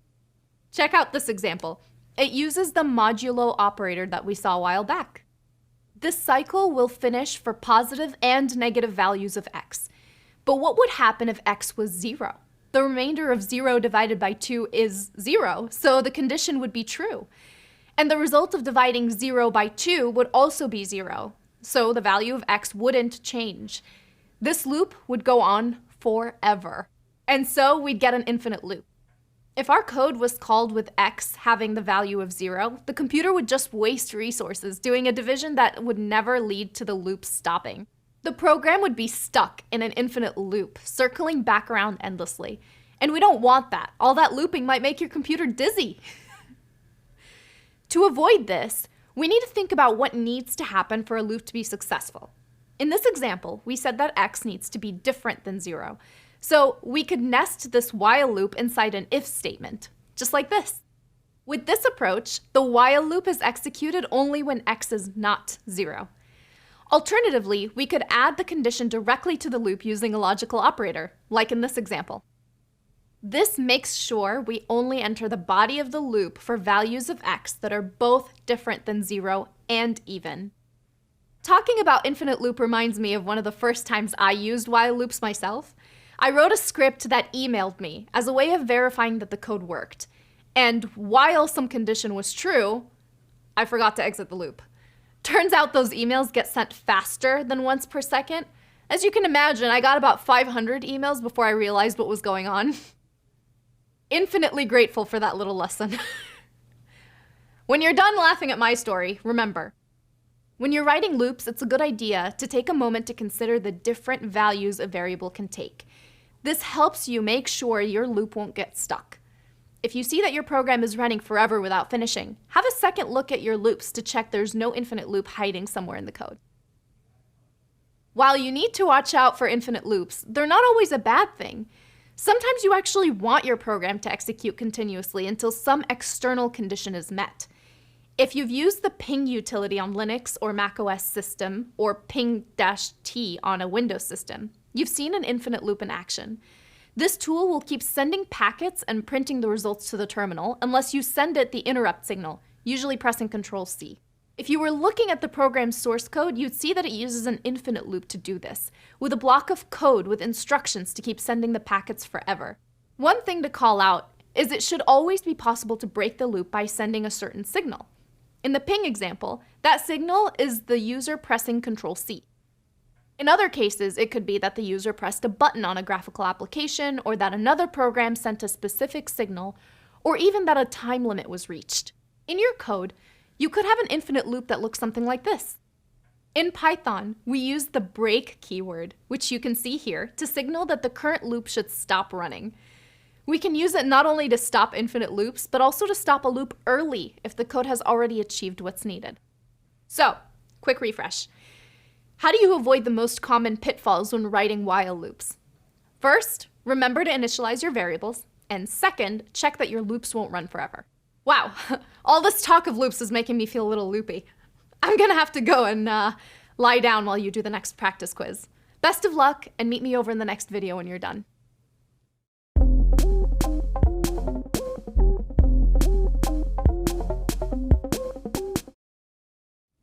Okay, how are you doing? If all this talk of loops is starting to make your head spin, remember that there's nothing wrong with looping back around and reviewing what you've learned. It's the quickest way to stop feeling like you're running in circles. All right, feeling good? Great, then we're ready for a different type of loop. In this video, we're going to meet the for loop. A for loop iterates over a sequence of values. A very simple example of a for loop is to iterate over a sequence of numbers, like this. Notice how this structure is kind of similar to the structures we've already seen.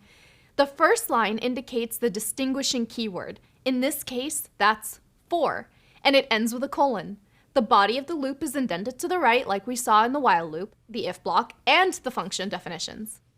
What's different in this case is that we have the keyword in. Also, between the for keyword and in keyword, we have the name of a variable. This variable will take each of the values in the sequence that loop iterates through. So in this example, it'll iterate through a sequence of numbers generated using the range function. There are two important things I want to call out about this range function. First, in Python and a lot of other programming languages, a range of numbers will start with the value 0 by default. Second, the list of numbers generated will be one less than the given value. In the simple example here, x will take the values 0, 1, 2, 3, and 4. Let's check this out.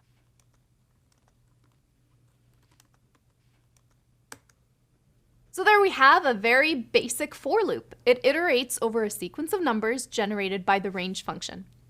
When using a for loop, we point the variable defined between for and in this case x, at each element of the sequence. This means on the first iteration, x points at 1, on the second iteration it points at 2, and so on. Whatever code we put in the body of the loop will be executed on each of the values, one value at a time. As we said earlier, the loop's body can do a lot of things with the values it iterates. For example, you could have a function to calculate the square of a number, and then use a for loop to sum the squares of the numbers in a range.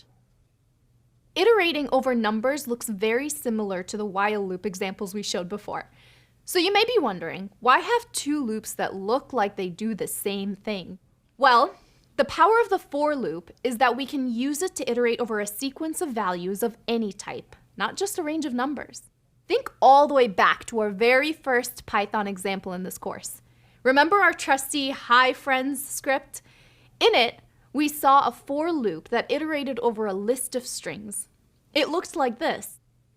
We'll talk a lot more about lists later on, but for now, you only need to know that we can construct lists using square brackets and separate the elements in them with commas. In this example, we're iterating a list of strings, and for each of the strings in the list, we're printing a greeting. The sequence that the for loop iterates over could contain any type of element, not just strings. For example, we could iterate over a list of numbers to calculate the total sum and average. Here's one way of doing this. Here, we're defining a list of values. After that, we're initializing two variables, sum and length, that will update in the body of the for loop. In the for loop, we're iterating over each of the values in the list, adding the current value to the sum of values, and then also adding 1 to length, which calculates how many elements there are in the list. Once we've gone through the whole list, we print out the sum and the average. We'll keep using for loops in our examples every time we want to iterate over the elements of any sequence and operate with them.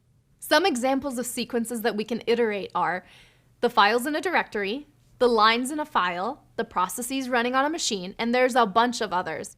So as an IT specialist, you'll use for loops to automate tons of stuff. For example, You might use them to copy files to machines, process the contents of files, automatically install software, and a lot more. A few weeks ago, I had to update a lot of files with different values depending on their contents. So I used a for loop in a script to iterate over all the files. Then my script took different actions based on an if condition and updated all of those files for me. It would have taken me forever if I had done this manually file by file.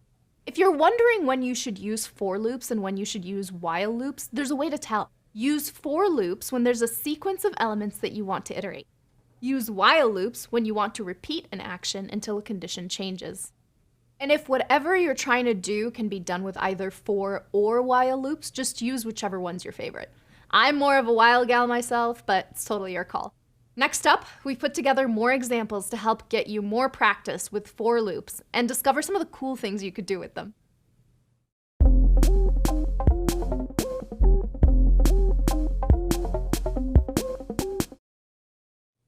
In the last video, we talked about the range function and how it generates a sequence of numbers starting with 0. Sometimes, though, we don't want to start with 0. For these situations, the range function also allows us to specify the first element of the list to generate. We do that by passing 2 parameters to the function instead of 1, like in the next example. Product equals 1 for n in range 1 to 10. Product equals product n print product. In this example, we're calculating the product of all numbers from 1 to 10. For this operation, it's important that we start with 1 and not with 0. If we'd started with 0, the whole product would be 0. Additionally, we can specify a third parameter to change the size of each step. This means that instead of going 1 by 1, we could have a larger difference between the elements. Let's check out this example of when you might want to do something like this. First, we're defining a function that converts a temperature value from Fahrenheit to Celsius. And we're simply using a conversion formula to do that. Then, we have a for loop that starts at 0 and goes up to 100 in steps of 10. Notice that we're using 101 for the upper limit instead of 100. We're doing this because the range never includes the last element, and we want to include 100 in our range. The body of the for loop prints the value in Fahrenheit and the value in Celsius, creating a conversion table. Let's see this in action. That example got you feeling the heat? Don't worry, there's a quick rundown of what we've learned. The range function can receive 1, 2, or 3 parameters. If it receives 1 parameter, it will create a sequence, 1 by 1, from 0 until 1 less than the parameter received. If it receives 2 parameters, it will create a sequence, 1 by 1, from the first parameter until 1 less than the second parameter. Finally, if it receives 3 parameters, it will create a sequence starting from the first number and moving towards the second number, but this time the jumps between the numbers will be the size of the third number. And again, it will stop before the second number. This might sound like a lot to remember, but don't panic. As we've said before, you don't have to try to memorize it all, just keep practicing, it'll soon become second nature. And to help you practice, we've included all of this in a handy cheat sheet to refer to whenever you need it. You'll find that in the next reading.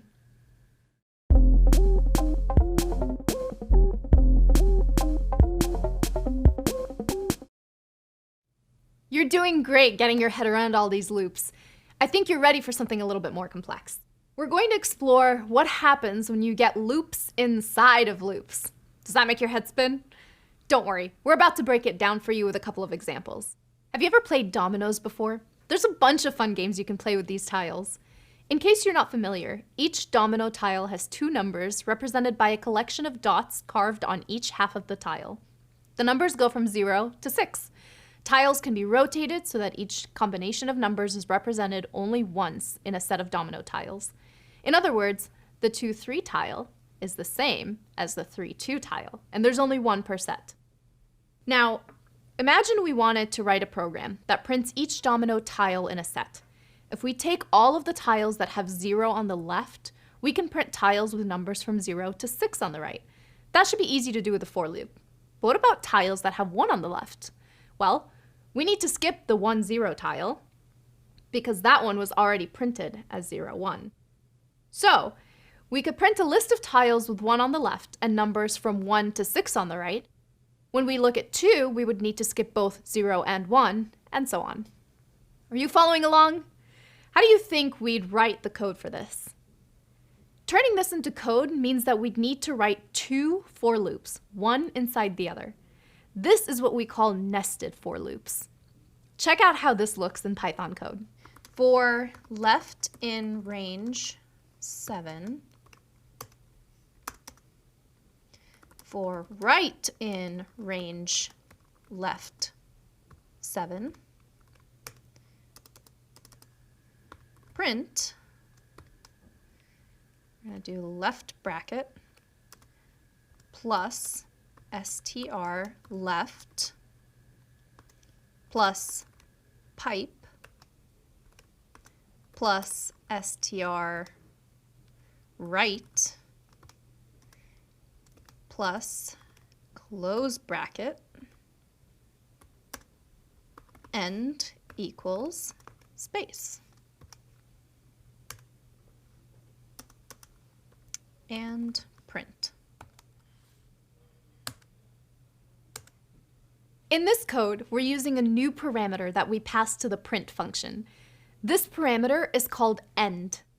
Normally, once print has taken the content we passed and written it to the screen, then it writes a special character that creates a new line called the new line character. If we want print to write something else instead of the new line character, we use the end parameter, like we see in this example. Notice how the second for loop iterates over a different number of elements each time it's called as the value of left changes. Depending on what you want to achieve with your nested loops, you may want both loops to always go through the same number of elements. Or you might want the second loop to connect to the first one. Let's look at a different example. Let's say you run a local girls' basketball league in your town. You have 4 teams that will play against each other in the league, both at home and away. You've stored the names of the teams in a list, like this. We want to write a script that will output all possible team pairings. For this, the order of the names matters because for each game, the first name will be the home team and the second name is the away team. And of course, what we don't want to do is have a team playing against itself. So, what statement do we need to use to avoid that? To do this, we need to use a conditional that makes sure we only print the pairing when the names are different. Check out what this looks like. For home team in teams, for away team in teams, if home team not equal to away team, print home team versus away team. Success! As you can see, nested loops are super useful for solving certain problems, like pairing teams. What it doesn't solve is the question, who would win in a face-off between dragons and unicorns? If only there were some code for that. Anyway, we've seen that nested loops are a handy tool. But we need to be careful not to just blindly apply them to any problem. Why? Well, because the longer the lists your code needs to iterate through, the longer it takes your computer to complete the task. Let's say your manager asks you to do an operation that will run through a list of 10,000 elements. If the operation takes 1 millisecond per element, the whole loop would take 1 millisecond times 10,000 to complete, which is 10 seconds. Now, imagine we add a nested loop that has to go over the same 10,000 elements. This means that each iteration of the outside loop would do a full iteration of the inside loop, which again would take 10 seconds to go through the whole list. So now the whole iteration takes 10,000 times 10 seconds, which is 100,000 seconds. That's over 27 hours. I have the patience of a gnat, so that would definitely not work for me. This doesn't mean we shouldn't use nested loops. They're a useful tool when solving problems that require them, but we need to be careful of where and how we use them. Throughout this course, and ones coming up, we'll look at a lot of techniques that can help us pick the right tool to use for each type of problem. Up next, we'll look into some common errors that you might come across when writing your for loops and what to do about them.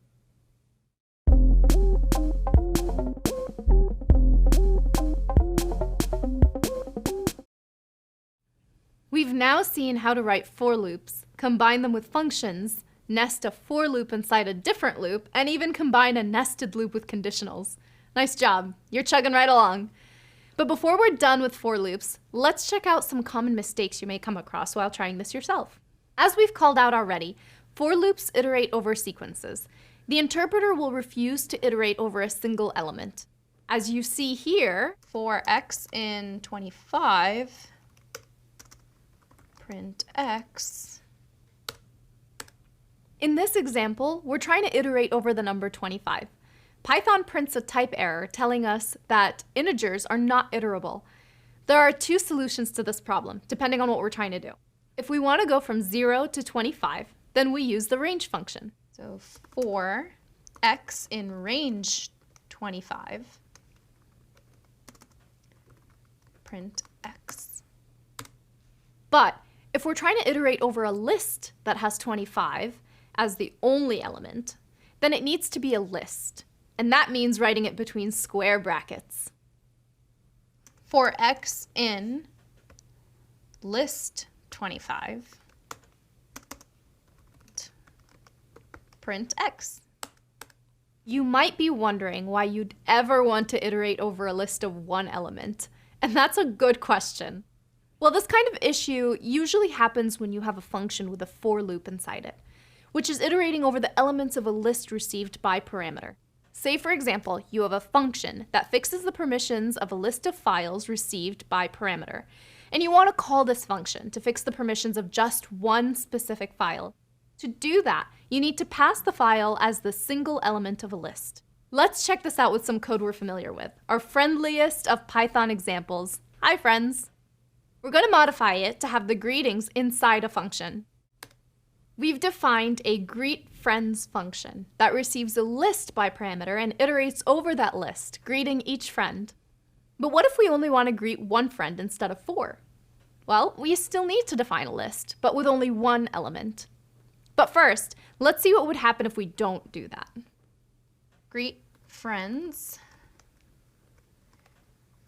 vary.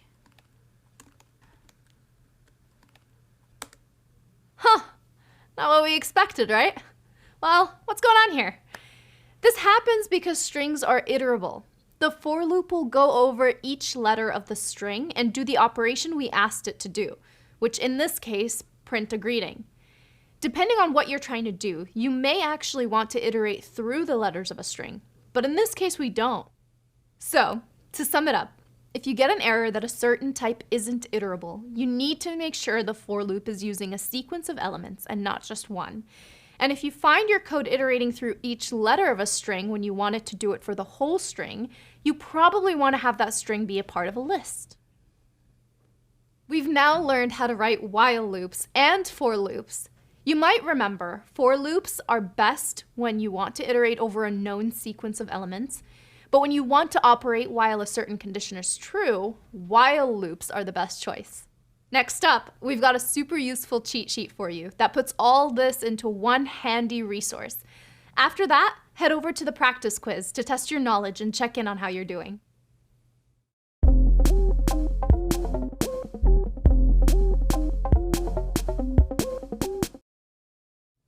Welcome back. How are you feeling after the last quiz?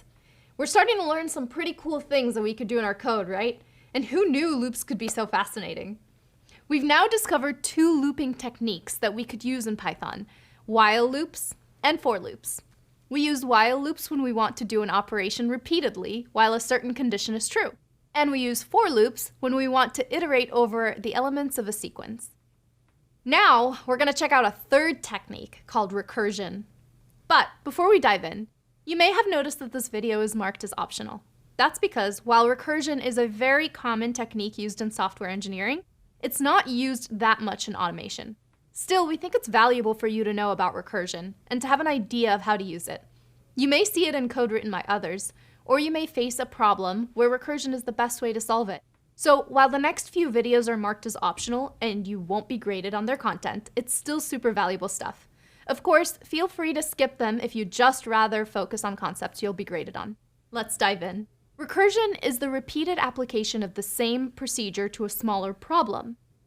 Have you ever played with a Russian nesting doll? They're a great visual example of recursion. Each doll has a smaller doll inside it. When you open up the doll to find the smaller one inside, you keep going until you reach the smallest doll, which can't be opened. Recursion lets us tackle complex problems by reducing the problem to a simpler one. Take our Russian nesting dolls, all nested inside each other, and imagine we want to find out how many dolls there are in total. We would need to open each doll one by one until we got to the last one, and then count how many dolls we've opened. That's recursion in action. Here's another example with a more complex problem. Imagine you're in a line of people and you want to know how many people are in front of you. And let me tell you, I can't stand long lines. Anyway, if the line's long, it might be hard to count the people without leaving the line and losing your place. So instead, you could ask the person in front of you how many people are in front of them. Since this person will be in the same situation as you, they'll have to ask the same question to the person in front of them. And so on until the question reaches the first person in the line. This person can confidently reply that there are no people in front of them. So then, the second person in line can reply 1, the person behind them replies 2, and so on until the answer reaches you. Okay, I know the chances are pretty small that all those people would play along just so you can know where you are in line, but it's a useful way to visualize how recursion works. How does this translate into programming? Well, in programming, recursion is a way of doing a repetitive task by having a function call itself. A recursive function calls itself, usually with a modified parameter, until it reaches a specific condition. This condition is called the base case. In our earlier examples, the base case would be the smallest Russian doll, or the person at the front of the queue. Let's check out an example recursive function to understand what we're talking about. Here, we're defining a function called factorial. At the beginning of the function, we have a conditional block defining the base case, where n is smaller than 2. It simply returns the value 1. After the base case, we have a line where the factorial function is calling itself with n minus 1.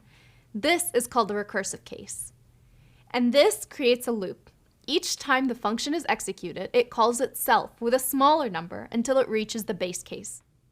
Once it reaches the base case, it returns the value 1, and then the previously called function multiplies that by 2, and the previously called function multiplies it by 3, and so on. This loop will keep going until the first factorial function called returns the desired result. It's a bit complex, right? Let's add a few print statements to see exactly how this works.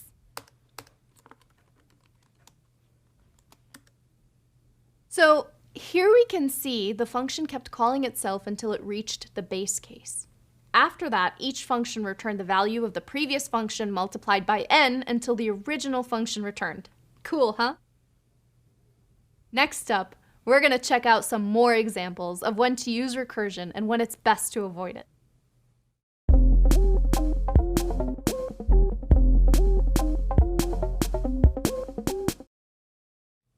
By now, you've seen what a recursive function looks like, how to write a base case and a recursive case.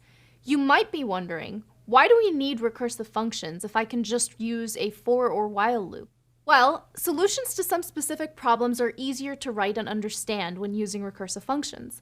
A lot of math functions, like the factorial or the sum of all the previous numbers, are good examples of this. If a math function is already defined in recursive terms, it's straightforward to just write the code as a recursive function. But it's not just about math functions. Let's check out a couple of examples of how this could help an IT specialist trying to automate tasks. Let's say that you need to write a tool that goes through a bunch of directories in your computer and calculates how many files are contained in each. When listing the files inside a directory, you might find subdirectories inside them, and you'd want to count the files in those subdirectories as well. This is a great time to use recursion. The base case would be a directory with no subdirectories. For this case, the function would just return the amount of files. The recursive case would be calling the recursive function for each of the contained subdirectories. The return value of a given function call would be the sum of all the files in that directory plus all the files in the contained subdirectories. A directory of files that can contain other directories is an example of a recursive structure, because directories can contain subdirectories that contain subdirectories that contain subdirectories, and so on.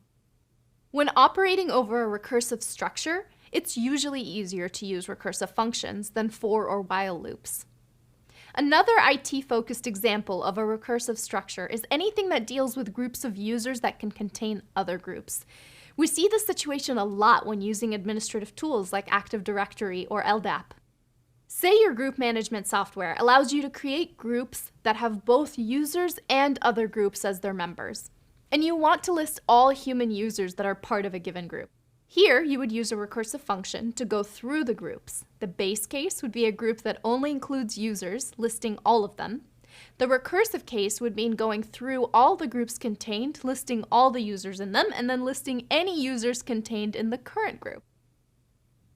It's important to call out that in some languages there's a maximum amount of recursive calls you can use.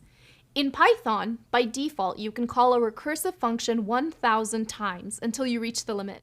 That's fine for things like subdirectories or user groups that aren't thousands of levels deep, but it might not be enough for mathematical functions like the ones we saw in the last video.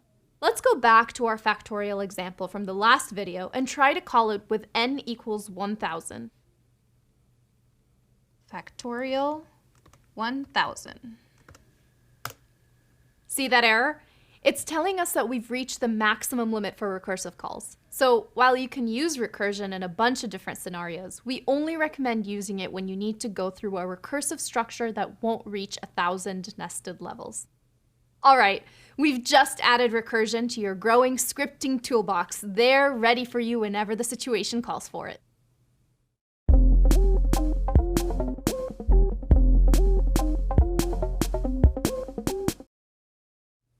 Wow, we've come a long way and you've learned a lot already.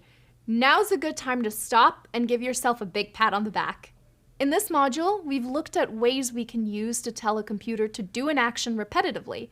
Python gives us 3 different ways to perform repetitive tasks: while loops, for loops, and recursion. We use while loops when we want to do an operation while a certain condition is true, or alternatively until it becomes false. We use for loops when we want to iterate over the elements of a sequence or a range of numbers. And we use recursion when the problem is best solved in smaller steps and then combining those steps towards a larger solution. If you're still not sure which is the best tool to choose for a specific problem, don't worry, that's normal. As you keep practicing your automation skills, choosing between one option and another will become natural. So next time you find yourself doing the same or similar things over and over again, that's your call to see if you can use a loop to get your computer to do the work for you. Up next, it's test time again, with the next graded assessment. Like always, remember you can take as much time as you need before taking the assessment. Go at your own pace, review everything we've covered, and practice the examples so there's no chance loops will ever throw you for a loop.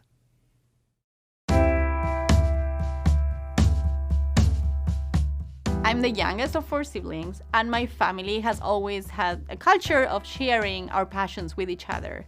So when I was a kid, one of my older brothers brought a computer to our home, and he encouraged me to tinker with the computer, to participate in the online network, and I started coding and playing around with the computer, and I got really excited. So one of the things I did as a kid with my computer was get it to do a small text game, kind of like a choose your own adventure book, but as a computer text game. It was really simple, but it got me really excited into being able to get the computer to do what I wanted. I studied electronic engineering back in Argentina. I did not study computer science. I taught myself how to program on my own time. But then I always worked in IT. I never worked as an electronic engineer. I got my first job as an IT support specialist, but it was just by chance. I only got it because a friend of mine called me on the phone and asked me whether I knew someone that could do support for this small company that was looking for someone that could help them with their IT stuff. And I was like, yeah, I could be that person. And my only background was to having done the IT support for my family on my home computer, my mother's computer. I had no formal education, no formal training doing IT support, but I felt like I could do the job, so I took it. And I learned a lot doing that work, and I kept learning more skills. I learned how to program, like for reals, not just text games. And eventually I got another job as a software developer, and I kept learning new programming languages, new techniques, new frameworks. So I always kept expanding my horizons because I feel really passionate about programming in general. I've been working for Google for 7 years. I'm originally from Argentina, but I moved to Germany 7 years ago. When I look back to my career in IT, I wouldn't say that I really faced like big obstacles. Mostly, I would say I faced opportunities for growth. So if I needed to learn a new programming language or I needed to learn new technologies, they were all opportunities for growth.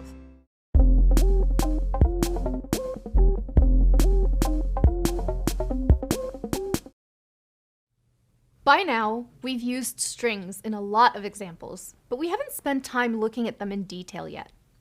Before we dive into the nitty-gritty though, let's go over what we've seen so far and add a few more points. First, a quick refresher. A string is a data type in Python that's used to represent a piece of text. It's written between quotes, either double quotes or single quotes, your choice. It doesn't matter which type of quotes you use as long as they match. If we mix up double and single quotes, Python won't be too happy and it'll return a syntax error, telling us it couldn't find the end of the string. A string can be as short as 0 characters, usually called an empty string, or really long. We also learned that we can use strings to build longer strings using the plus sign, an action called concatenating. A less common operation is to multiply the string by a number, which multiplies the content of the string that many times, like this. If we want to know how long a string is, we can use the len function, which we saw in earlier videos. The len function tells us the number of characters contained in the string. We can use strings to represent a lot of different things. They can hold a username, the name of a machine, an email address, the name of a file, and any other text. A lot of the data that we'll interact with will be stored in strings, so it's important to know how to use them. There are tons of things we could do with strings in our scripts. For example, we can check if files are named a certain way by looking at the file name and seeing if they match our criteria. Or we can create a list of emails by checking out the users of our system and concatenating our domain. I recently wrote a script that worked with a bunch of files and took different actions according to the name of each file. So if the file ended in a certain extension, say .txt, then my script would print it. If the file had a certain string in the name, say test, then my script would ignore it and move on to the next thing, and so on. The contents of a text file are also strings. A few months ago, I had to change the default values for a bunch of configuration options from true to false. So I wrote a function that would find the string true in a file and replace it with false. You can probably think of more examples where your code needs to handle strings, but to use strings effectively, we need to know what options are available to us in Python. In the next few videos, we'll cover some of the operations we can perform over strings, including how to access parts of them and modify them.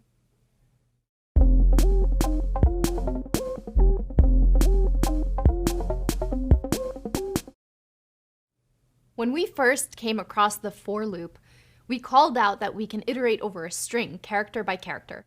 But what if we want to access just a specific character or characters?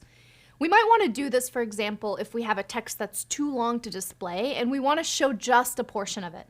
Or if we want to make an acronym by taking the first letter of each word in a phrase. We can do that through an operation called string indexing.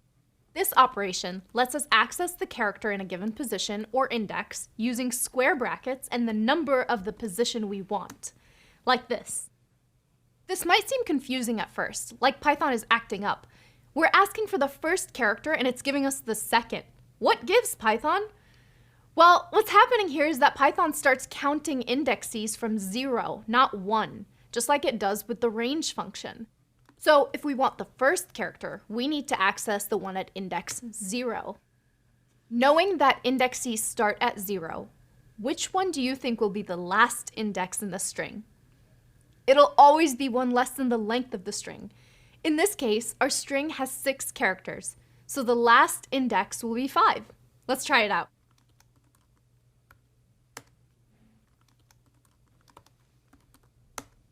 We see that the character in position 5 is the last character of the string, and if we try to access index 6, we get an index error, telling us that it's out of range. We can only go up to length minus 1. Well, what if you want to print the last character of a string, but you don't know how long it is? You can do that using negative indexes. Let's see that in a different example.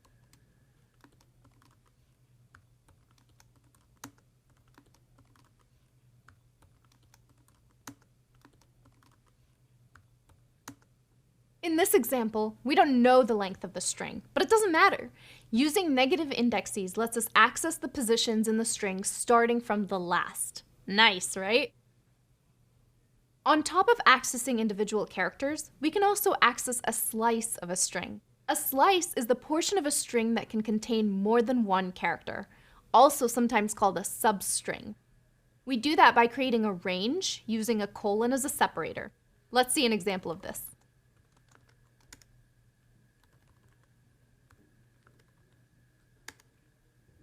The range we use when accessing a slice of a string works just like the one created by the range function. It includes the first number, but goes up to 1 less than the last number. In this case, we start with index 1, the second letter of the string, and go up to index 3, the fourth letter of the string. Another option for the range is to include only one of the 2 indexes. In that case, it's assumed that the other index is either 0 for the first value or the length of the string for the second value. Check this out.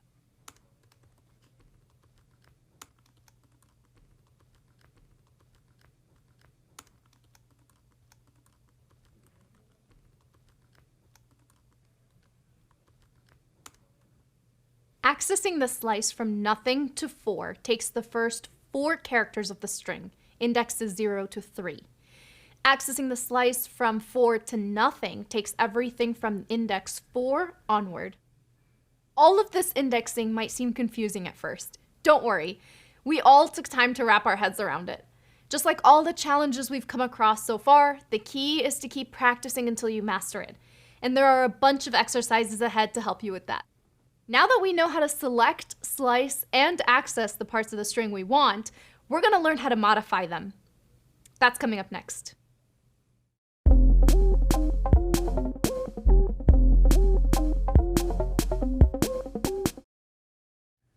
In the last video, we saw how to access certain characters inside a string. Now, what if we wanted to change them? Imagine you have a string with a character that's wrong and you want to fix it, like this one. Taking into account what you learned about string indexing, you might be tempted to fix it by accessing the corresponding index and changing the character. Let's see what happens if we try that.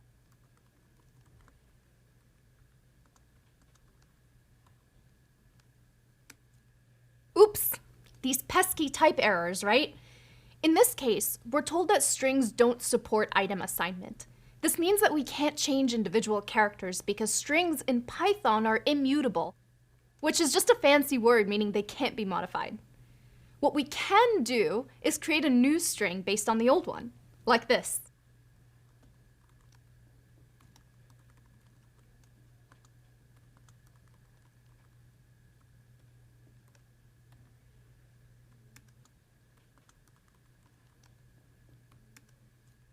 Nice! We fixed the typo. But does this mean the message variable can never change? Not really. We can assign a new value to the same variable. Let's do that a couple of times to see how it works.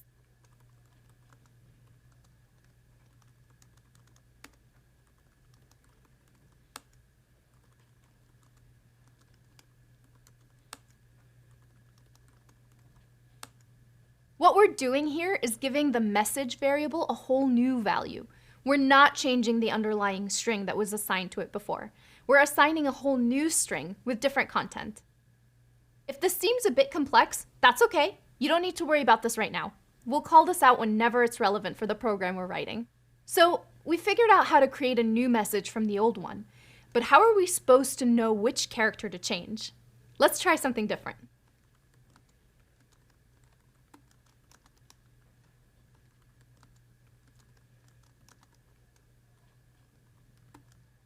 In this case, we're using a method to get the index of a certain character. A method is a function associated with a specific class. We'll talk a lot more about classes and methods later. For now, what you need to know is that this is a function that applies to a variable, and we can call it by following the variable with a dot. Let's try this a few more times.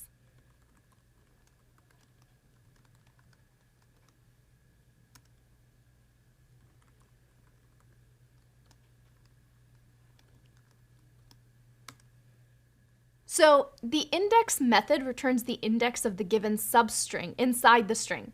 The substring that we pass can be as long or as short as we want. What if there's more than one of the substring? Here, we know there are two S characters, but we only get one value. That's because the index method returns just the first position that matches. And what happens if the string doesn't have the substring we're looking for?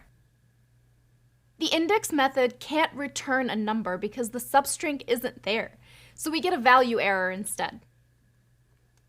We said that if the substring isn't there, we would get an error. So how can we know if a substring is contained in a string to avoid the error? Let's check this out.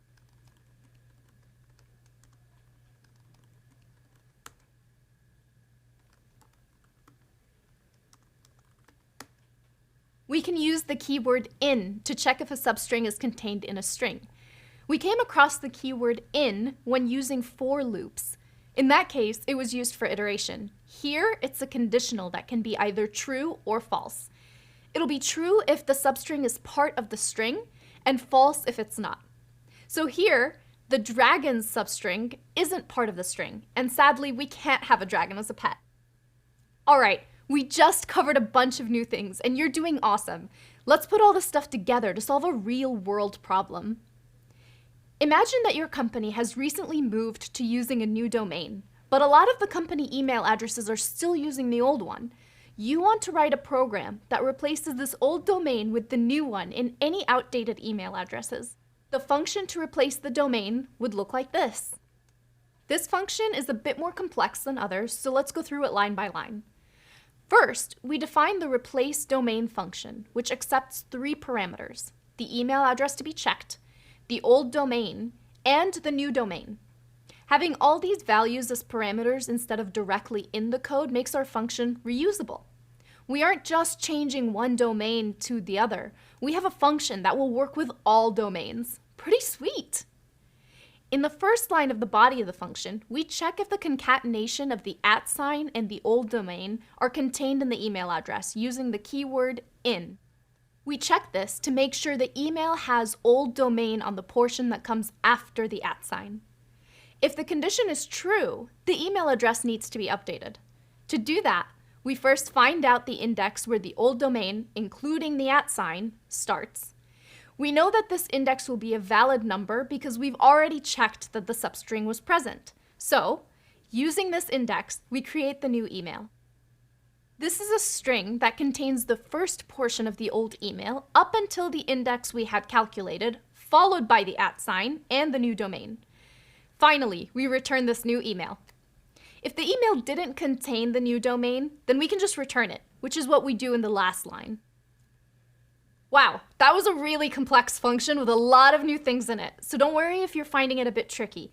Rewatch the video and take your time. If there's a specific part that's tripping you up, remember, you can always ask your fellow learners for help in the discussion forum. You may even find that someone has asked and got the answer to the same question already. When you feel ready to move on, meet me over in the next video where we're going to learn a lot more handy string methods.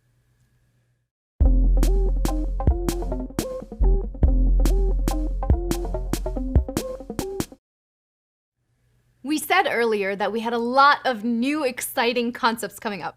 Well, I'm not going to string you along anymore. We're gonna tie up our lessons on strings with a bunch of fun methods for transforming our string text. I know, my jokes are pretty terrible, so let's get back to the good stuff. So far, we've seen ways you can access portions of strings using the indexing technique, create new strings by slicing and concatenating, find characters in strings using the index method, and even test if one string contains another. On top of all this string processing power, the string class provides a bunch of other methods for working with text. Now we'll show you how to use some of these methods. Remember, the goal is not for you to memorize all of this. Instead, we want to give you an idea of what you can do with strings in Python.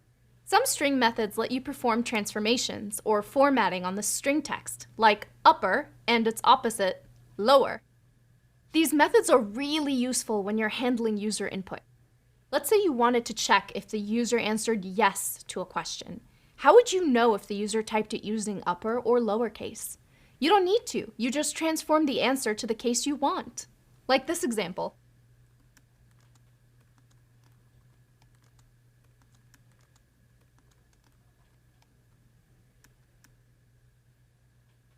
Another useful method when dealing with user input is the strip method.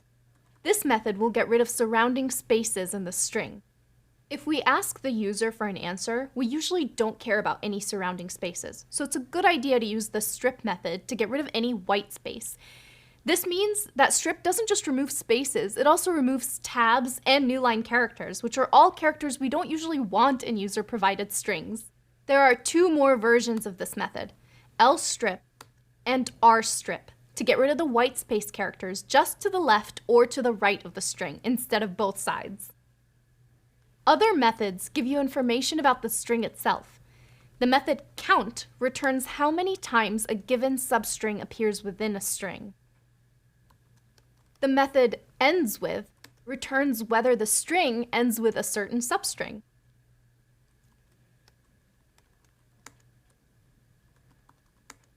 The method isNumeric returns whether the string's made up of just numbers.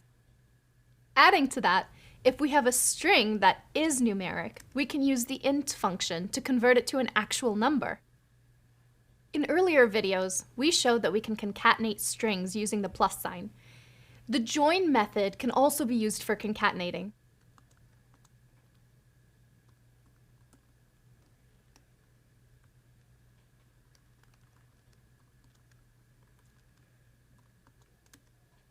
To use the join method, we have to call it on the string that'll be used for joining.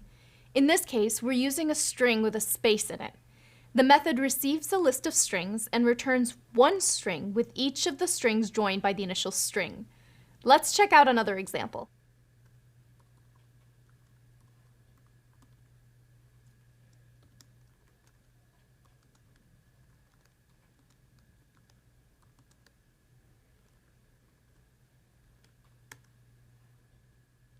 Finally, we can also split a string into a list of strings.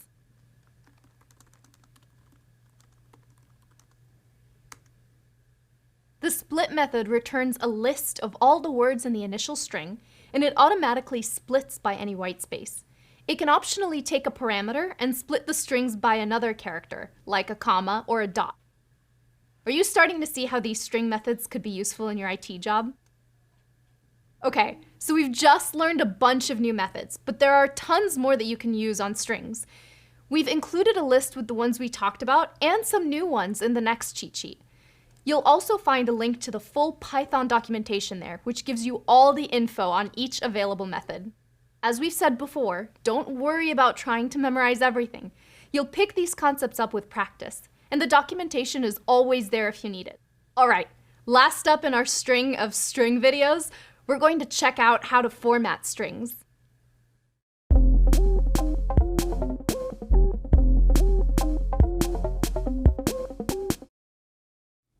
Up to now, we've been making strings using the plus sign to just concatenate the parts of the string we wanted to create. And we've used the str function to convert numbers into strings so that we can concatenate them too. This works, but it's not ideal, especially when the operations you want to do with the string are on the tricky side. There's a better way to do this, using the format method. Let's see a couple of examples.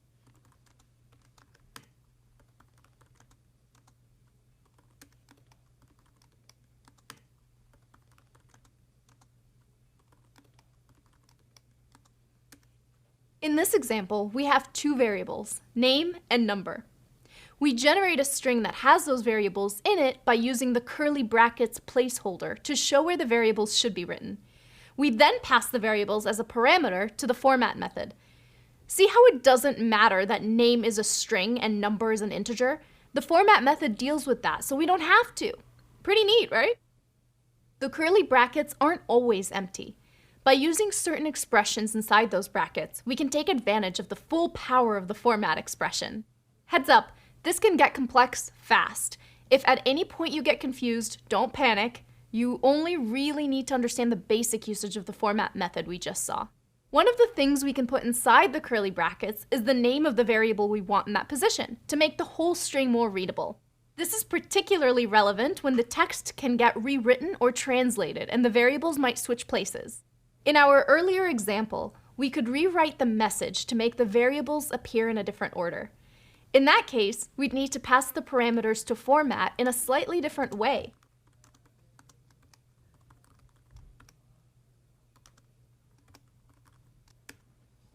Because we're using placeholders with variable names, the order in which the variables are passed to the format function doesn't matter.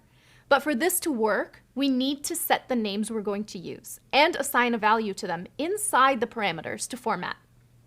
And that's just the tip of the iceberg of what we can do with the format method. Want to dive a little deeper? Great, let's keep on going. We're going to check out a different example. Let's say you want to output the price of an item with and without tax.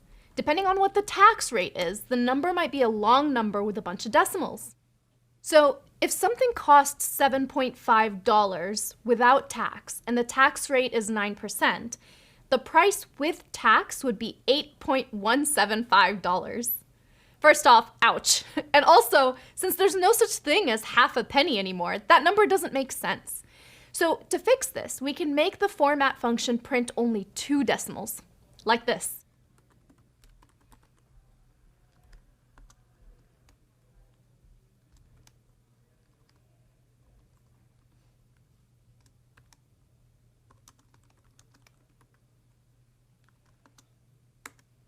In this case, between the curly brackets, we're writing a formatting expression. There are a bunch of different expressions we can write.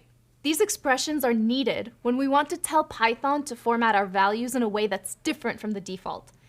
The expression starts with a colon to separate it from the field name that we saw before. After the colon, we write .2f. This means we're going to format a float number and that there should be 2 digits after the decimal dot. So no matter what the price is, our function always prints 2 decimals. Remember when we did the table to convert from Fahrenheit to Celsius temperatures? Our table looked kind of ugly because it was full of float numbers that had way too many decimal digits. Using the format function, we can make it look a lot nicer. In these 2 expressions, we're using the greater than operator to align text to the right so that the output is neatly aligned. In the first expression, we're saying we want the numbers to be aligned to the right for a total of 3 spaces.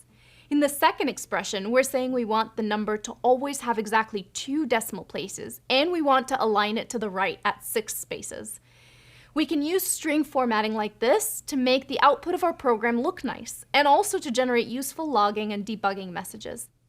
Over the course of my sysadmin career, I've grown used to formatting strings to create more informative error messages. They help me understand what's going on with a script that's failing. There's a ton more formatting options you can use when you need them, but don't worry about learning them all at once. We'll explain any others as they come along, and we'll put everything in a cheat sheet that you can refer to whenever you need a formatting expression. Let's take a look at that now, and then we'll have a quiz to help you get more familiar with all this new knowledge.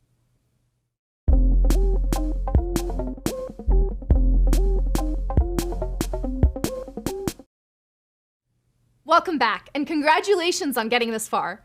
I sure am glad we didn't lose you in all those loops we covered in the last module. You're doing great and making tons of progress. In earlier videos, we covered the basic elements of Python syntax. We talked about how to define functions, how to make your computer act differently based on conditionals, and how to make it perform operations repeatedly using while and for loops and recursion. Now that we have the basics of syntax out of the way, we can start growing our Python knowledge, which will let us do more and more interesting operations. Remember, one of our main goals in this course is to help you learn to write short Python scripts that automate actions. You've made big steps towards getting there. And in the upcoming videos, we're going to learn a bunch of new, super useful skills to add to your programming toolbox. We'll check out some data types provided by the Python language to help us solve common problems with our scripts. In particular, we'll do a deep dive into strings, lists, and dictionaries.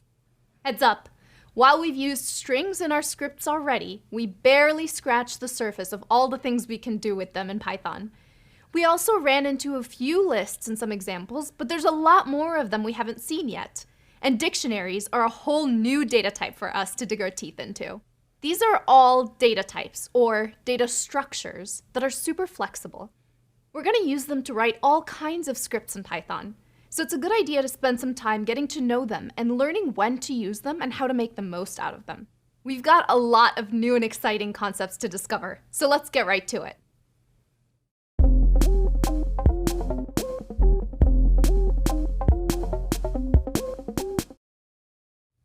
As you know by now, Python comes with a lot of ready-to-use data types. We've seen integers, floats, booleans, and strings in detail. But those data types can only take you so far. Eventually, in your scripts, you'll want to develop code that manipulates collections of items, like a list of strings representing all the file names in a directory, or a list of integers representing the size of network packets. This is where the list data type comes in handy. You can think of lists as long boxes, with the space inside the box divided up into different slots. Each slot can contain a different value. Like we mentioned earlier when we first came across the list, in Python we use square brackets to indicate where the list starts and ends. Let's check out an example.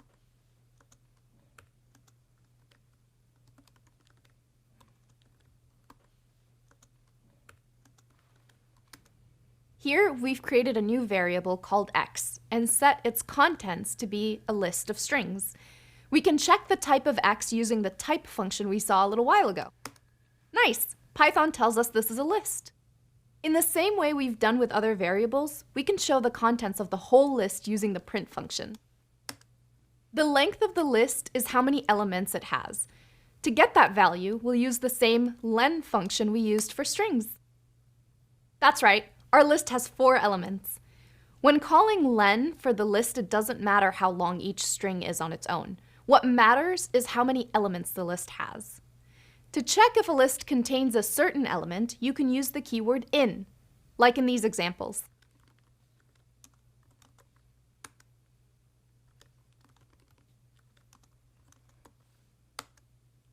Again, like when we used this with strings, the result of this check is a boolean, which we can use as a condition for branching or looping. We can also use indexing to access individual elements depending on their position in the list. To do that, we use the square brackets and the index we want to access, exactly like we did with strings. Remember that the first element is given the index 0. This means the last index of the list will be the length of the list minus 1. What happens if we try to access an element after the end of the list?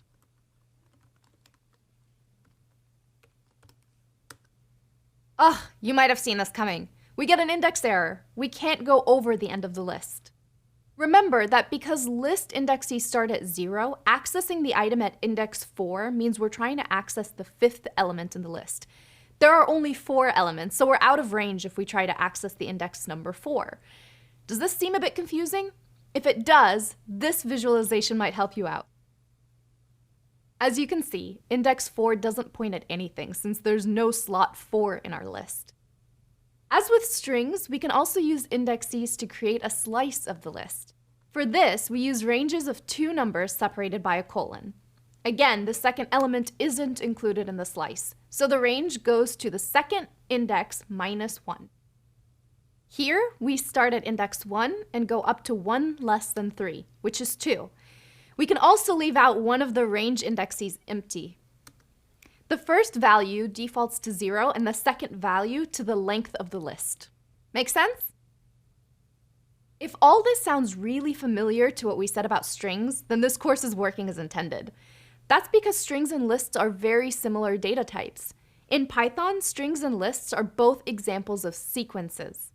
There are other sequences too, and they all share a bunch of operations, like iterating over them using for loops, indexing, using the len function to know the length of the sequence, using plus to concatenate two sequences, and using in to verify if the sequence contains an element.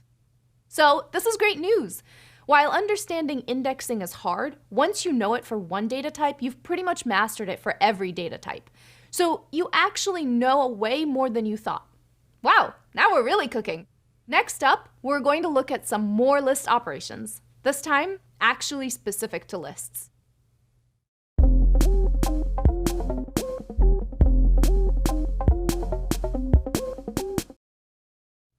One of the ways that lists and strings are different is that lists are mutable, which is another fancy word to say that they can change. This means we can add, remove, or modify elements in a list. Let's go back to our example of thinking of a list as a long box. Changing the list means we keep the same box and we add, remove, or change the elements inside that box. We'll now go through the methods that let us modify the list one by one. If all these details seem a little overwhelming, that's okay. As usual, there will be a cheat sheet at the end, and you'll have lots of chances to practice each of these methods as we go along. You don't need to learn all those by heart, and of course, you can always review anything that isn't clear. So don't worry, we've got your back. We'll start with the simplest change, adding an element to a list using the append method. Let's check this out in the tastiest example yet.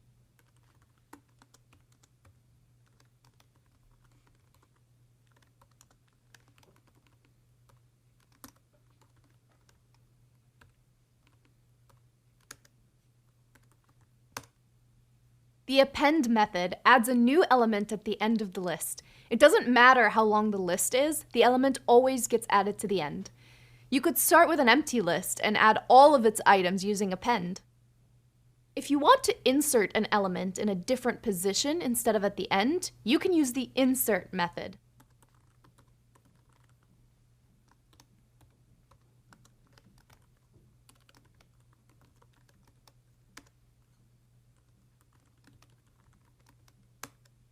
The insert method takes an index as the first parameter and an element as the second parameter. It adds the element at that index in the list.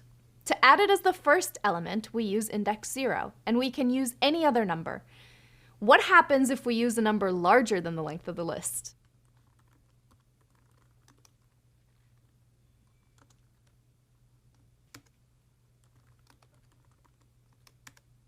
Woohoo! No errors! You can say that it even worked just peachy. If we use an index higher than the current length, the element just gets added to the end.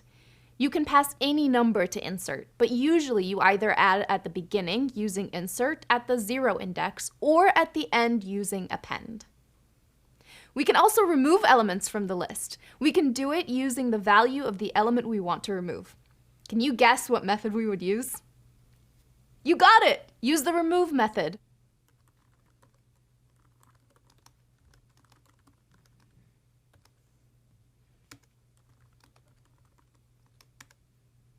The remove method removes from the list the first occurrence of the element we passed to it. What happens if the element is not in the list?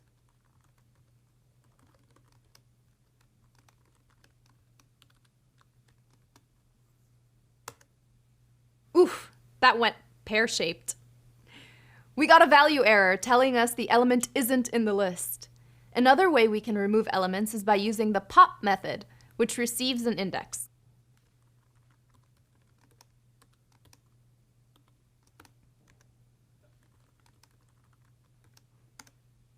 The pop method returns the element that was removed at the index that was passed.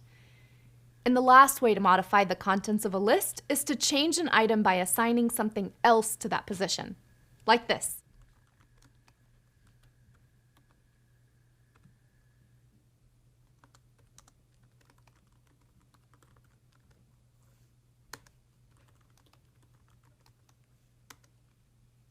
Wow, the contents of our fruits variable have changed a lot since we started this video, but it's always the same variable, the same box. We've just modified what's inside. Modifying the contents of lists will come up in tons of scripts as we operate with them. If the list contains hosts on a network, you could add or remove hosts as they come online or offline. If the list contains users authorized to run a certain process, you could add or remove users when permissions are granted or removed, and so on. You've now seen a number of methods that let us modify the contents of a list, adding, removing, and changing the elements that are stored inside the list. Whenever you need to write a program that'll handle a variable amount of elements, you'll use a list. What if you need a sequence of a fixed amount of elements? That's coming up in our next video.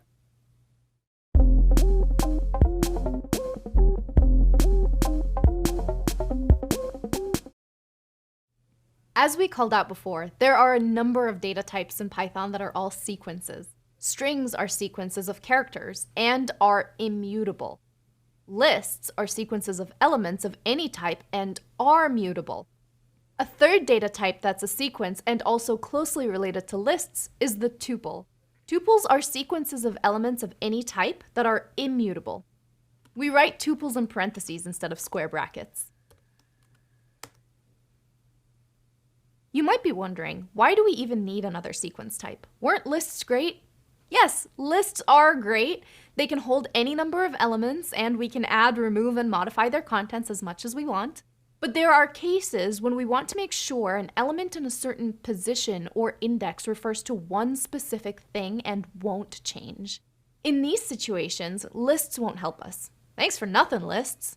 In our example, we have a tuple that represents someone's full name. The first element of the tuple is the first name, the second element is the middle initial, and the third element is the last name. If we add another element somewhere in there, what would that element represent? It would just be confusing, and our code wouldn't know what to do with it, and that's why modifying isn't allowed. In other words, when using tuples, the position of the elements inside the tuple have meaning. Tuples are used for lots of different things in Python. One common example is the return value of functions. When a function returns more than one value, it's actually returning a tuple. Remember the function to convert seconds to hours, minutes, and seconds that we saw a while back? Here it is to remind you. This function returns 3 values. In other words, it returns a tuple of 3 elements. Let's give it a try.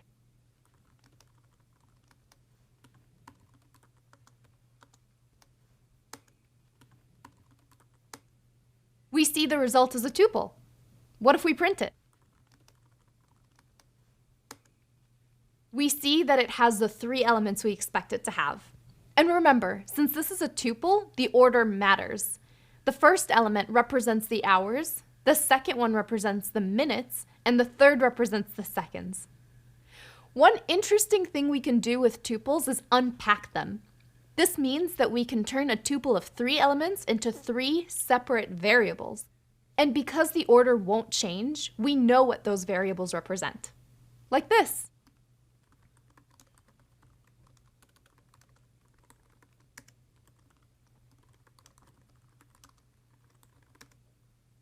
So, now we've split the tuple into 3 separate values. We've seen before that we can also do this directly when calling the function without the intermediate result variable.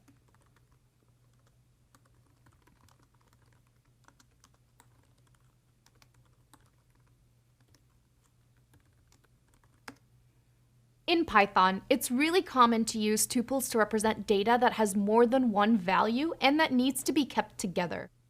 For example, you could use a tuple to have a file name and its size, or you could store the name and email address of a person, or a date and time and the general health of a system at any point in time.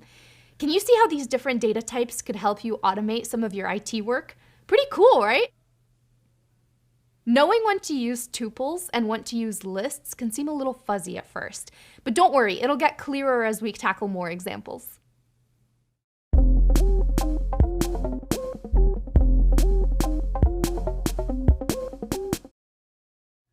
When we looked at for loops, we said they iterate over a sequence of elements.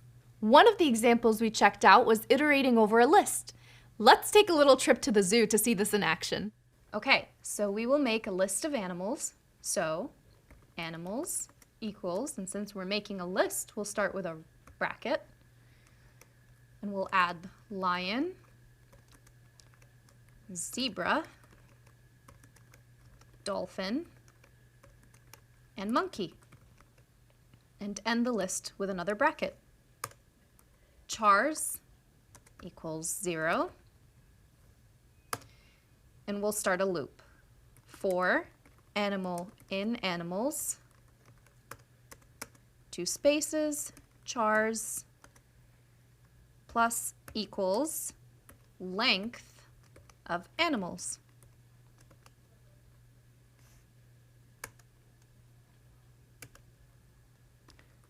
Print total characters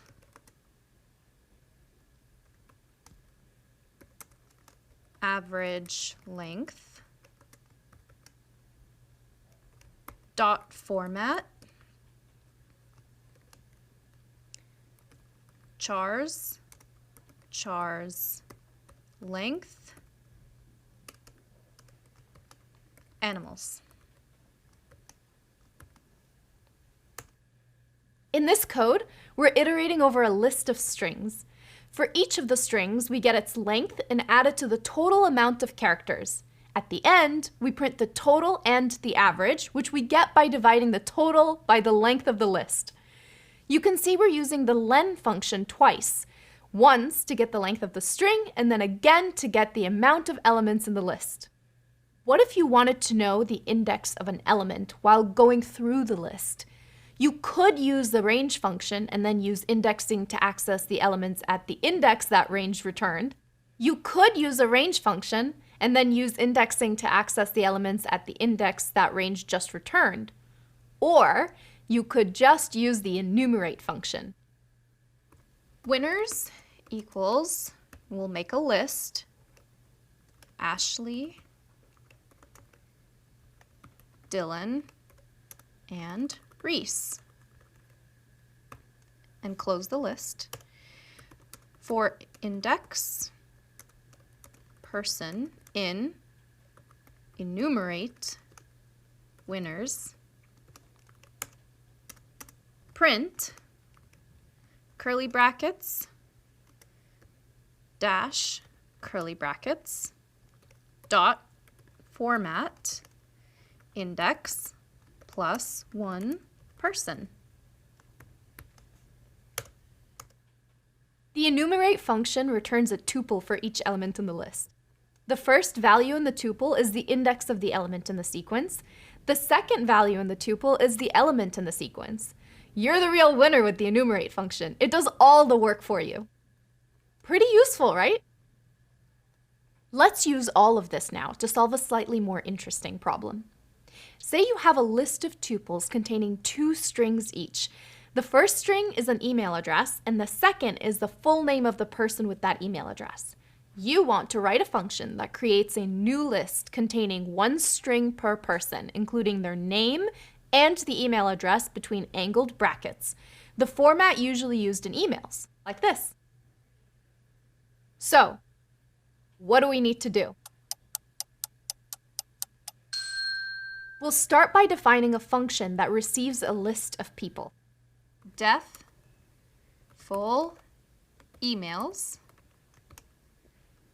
takes the argument people.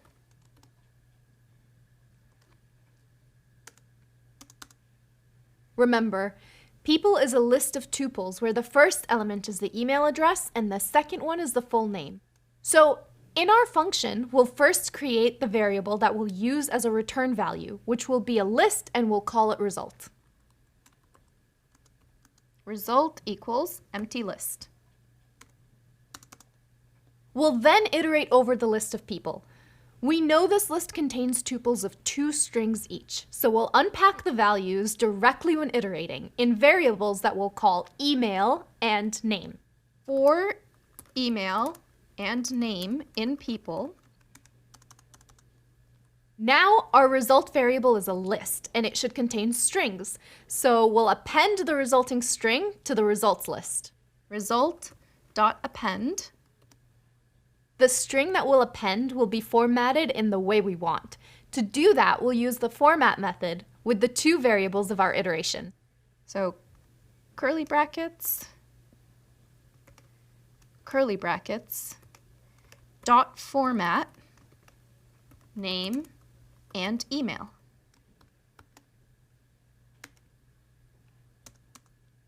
Once we're done with the iteration, we'll return the list, which should now contain all the necessary emails. Return result. Will this work? What do you think? Let's try it out. Print full emails. alex@example.com. Alex Diego.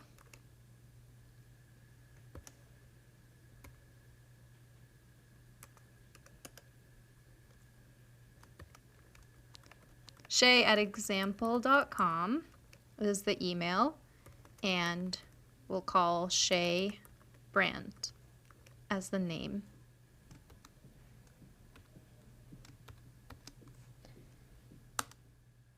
Yes, this worked as expected. Before we move on, a quick word of caution about some common errors when dealing with lists in Python. Because we use the range function so much with for loops, you might be tempted to use it for iterating over indexes of a list, and then to access the elements through indexing. You could be particularly inclined to do this if you're used to other programming languages before. Because in some languages, the only way to access an element of a list is by using indexes. Real talk. This works, but looks ugly.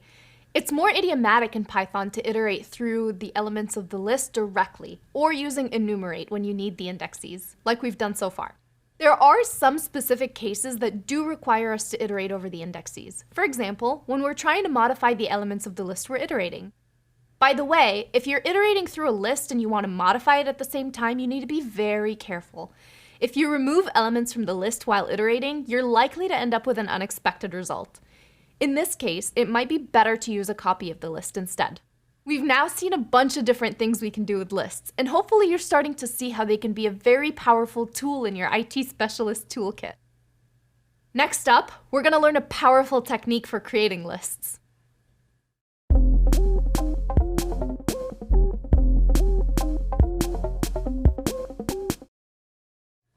We're almost done with our deep dive into Python lists. But before we continue to our next data structure, let's talk about creating lists in a shorter way. Say we wanted to create a list with multiples of 7, from 7 to 70. We could do it like this.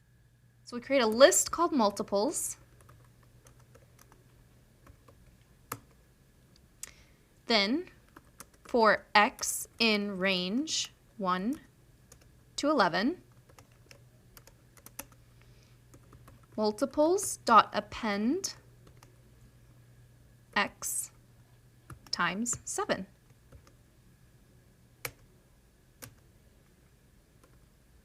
Print multiples. This works fine and is a good way of solving it, but because creating lists based on sequences is such a common task, Python provides a technique called list comprehension that lets us do it in just one line.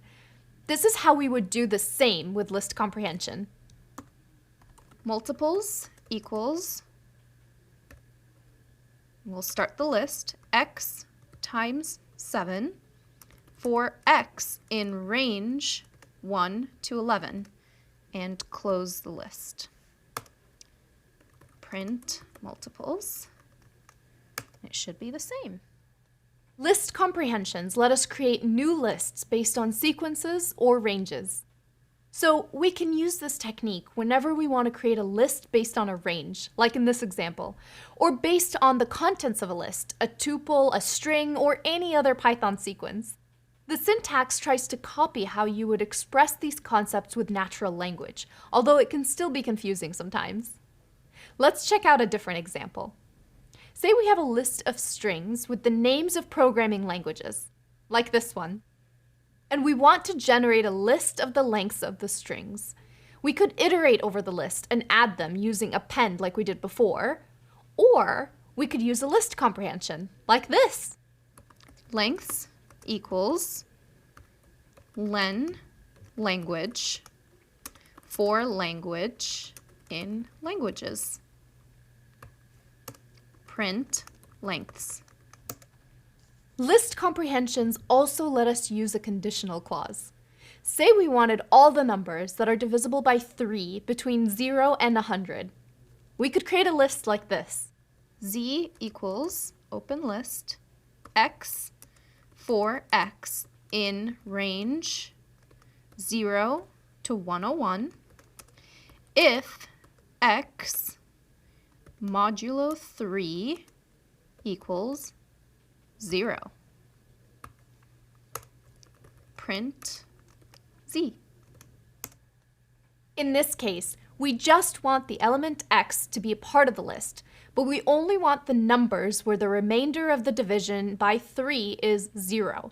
So we add the conditional clause after the range. Using list comprehensions when programming in Python is totally optional. Sometimes it can make the code look nicer and more readable. At other times, it can have the opposite effect, especially if we try to pack too much information together. In general, it's a good idea to know that list comprehensions exist, especially when you're trying to understand someone else's code. All right, we've now seen a bunch of different methods we can use to operate with lists and tuples, and Python provides even more of them that we didn't get to talk about.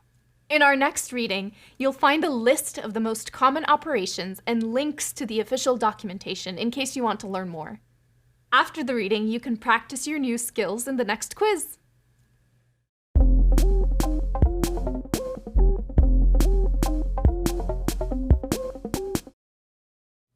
How are you feeling so far? Lists and strings are pretty cool, right?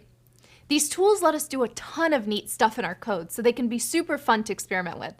We're now going to learn about another data type, dictionaries. Like lists, dictionaries are used to organize elements into collections. Unlike lists, you don't access elements inside dictionaries using their position. Instead, the data inside dictionaries take the form of pairs of keys and values. To get a dictionary value, we use its corresponding key. Another way these two vary is while in a list the index must be a number, in a dictionary you can use a bunch of different data types as keys, like strings, integers, floats, tuples, and more. The name dictionaries comes from how they work in a similar way to human language dictionaries. In an English language dictionary, the word comes with a definition. In the language of a Python dictionary, the word would be the key and the definition would be the value.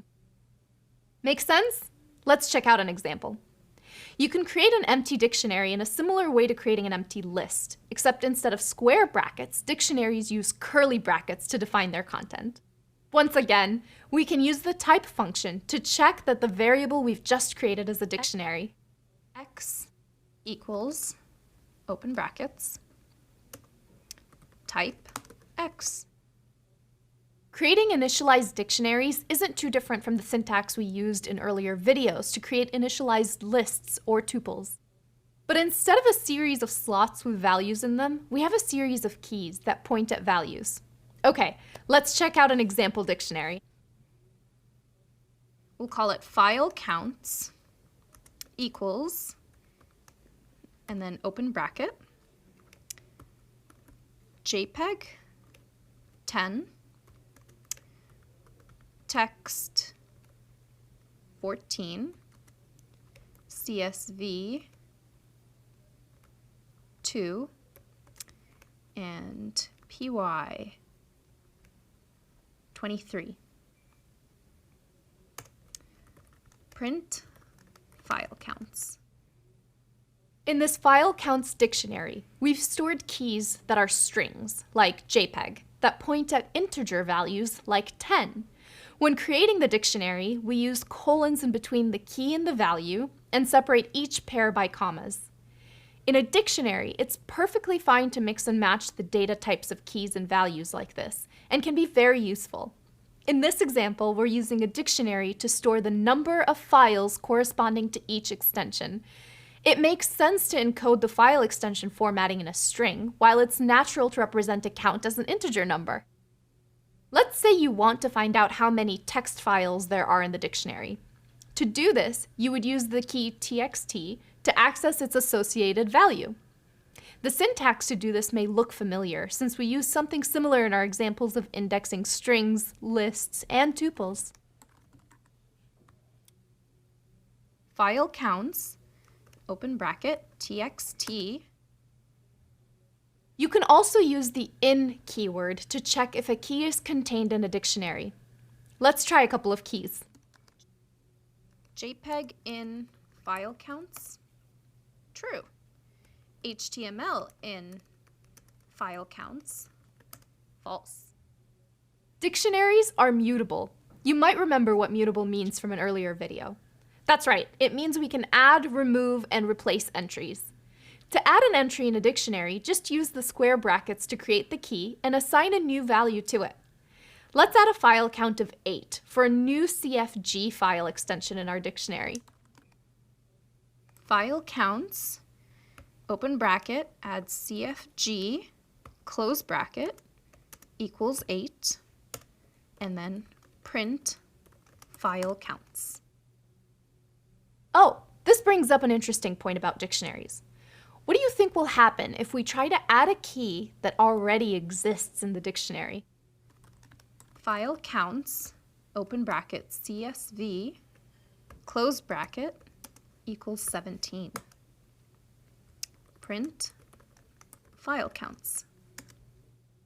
When you use a key that already exists to set a value, the value that was already paired with that key is replaced.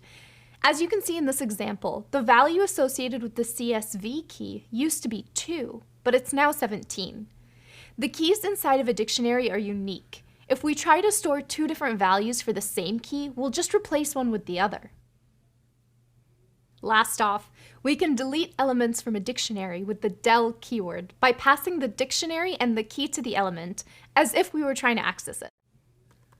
Del file counts, open bracket, CFG, close bracket, and print file counts.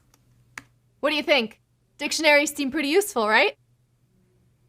We've now seen how to create a dictionary and how to add, modify, and delete elements stored in the dictionary. Up next, we'll discover some interesting things we can do with them.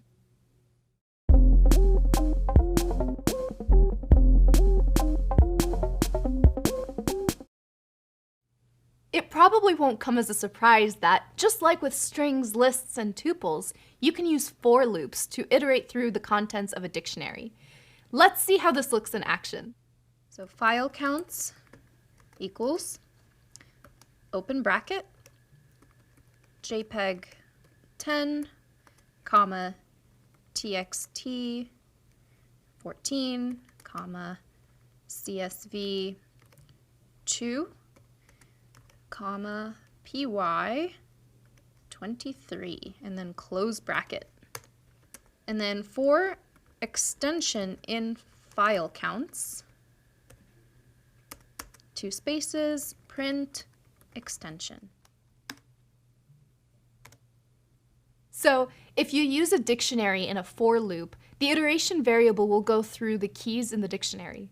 If you want to access the associated values, you can either use the keys as indexes of the dictionary, or you can use the items method, which returns a tuple for each element in the dictionary. The tuple's first element is the key, its second element is the value. Let's try that with our example dictionary. For extension amount in file counts dot items, print there are, and then brackets, files with the dot brackets extension. Dot format amount extension. Sometimes you might just be interested in the keys of a dictionary. Other times you might just want the values. You can access both with their corresponding dictionary methods, like this. File counts dot keys, file counts dot values. These methods return special data types related to the dictionary. But you don't need to worry about what they are exactly. You just need to iterate them as you would with any sequence. For value in file counts.values, print value. So we can use items to get key value pairs, keys to get the keys, and values to get just the values. Not too hard, right? Because we know that each key can be present only once, dictionaries are a great tool for counting elements and analyzing frequency. Let's check out a simple example of counting how many times each letter appears in a piece of text. In this code, we're first initializing an empty dictionary, then going through each letter in the given string. For each letter, we check if it's not already in the dictionary, and in that case, we initialize an entry in the dictionary with a value of 0. Finally, we increment the count for that letter in the dictionary. To sum up, we've created a dictionary where the keys are each of the letters present in the string and the values are how many times each letter is present. Let's try out a few example strings. Count letters, let's say A. Count letters, tenant. Count letters, and this time we'll say a long string with a lot of letters. Here you can see how the dictionary can have any number of entries, and the pairs of key values always count how many of each letter there are in the string. Also, do you see how our simple code doesn't distinguish between actual letters and special characters like a space? To only count the letters, we'd need to specify which characters we're taking into account. This technique might seem simple at first, but it can be really useful in a lot of cases. Let's say, for example, that you're analyzing logs in your server and you want to count how many times each type of error appears in the log file. You could easily do this with a dictionary by using the type of error as the key and then incrementing the associated value each time you come across that error type. Are you starting to see how dictionaries can be a really useful tool when writing scripts? Coming up, we're going to learn how to tell when to use dictionaries and when to use lists.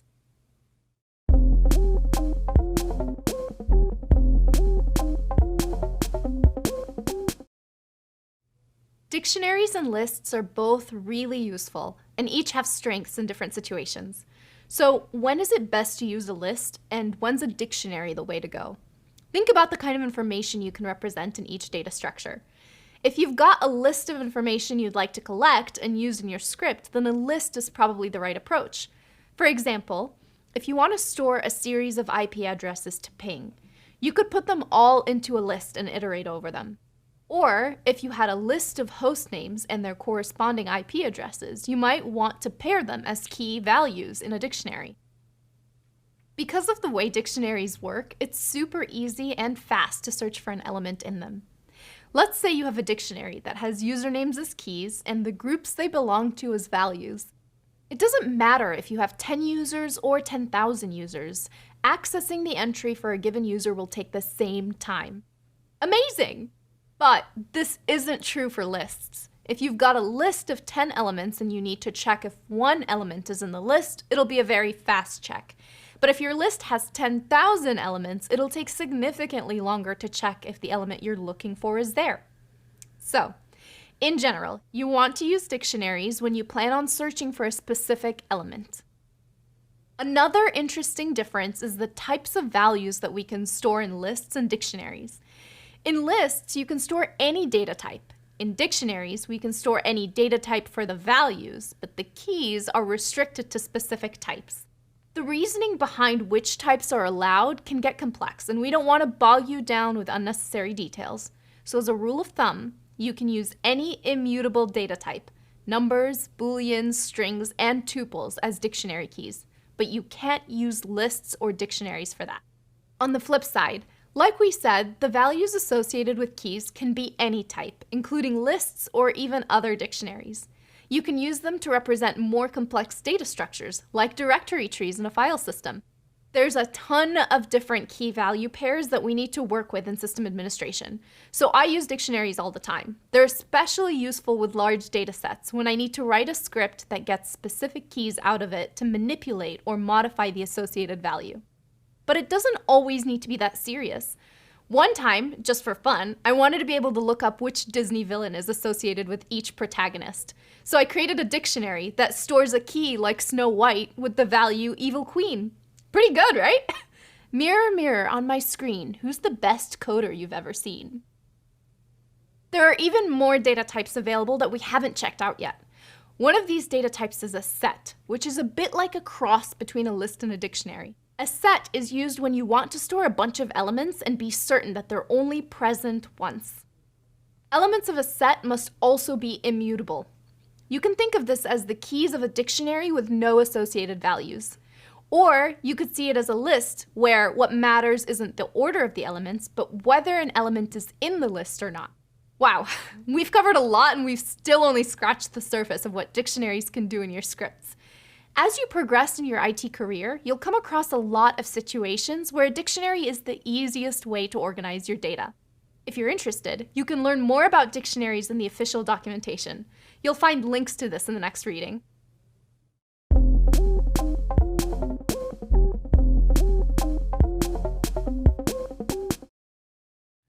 In this module, we've covered the basic structures we can use to make the most of our Python scripts: strings, lists, and dictionaries.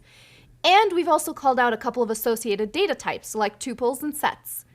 Knowing your way around these structures lets you solve interesting problems with your programs. As we keep saying, the key to mastering them and knowing when to use one or the other is practice. The more you write scripts that use these concepts, the easier it'll become to pick the right one when you need it. So, how are you feeling? We just learned a lot of new concepts and it's totally normal to feel a little overwhelmed. If you're feeling confident, that's awesome. And if you're starting to think, this is too hard for me, I'll never get it, that's also completely normal. We all felt like that at some point when learning how to code. First off, you will get this. Second, if you're feeling a little iffy on any of the content we've covered so far, now is the time to rewatch the videos. Believe me, you'll be amazed by how much you've learned so far, and a second review is usually all you need to understand what might seem a little tricky right now. Jobs in IT require problem solving and perseverance. You wouldn't be here right now if you didn't have the grit to learn how to script. So stick with it. I promise you that it'll only get easier and easier. To wrap up, we've got a graded assessment to help you put all your new knowledge to the test. Take it once you feel ready to. Take your time, and remember, you've got this.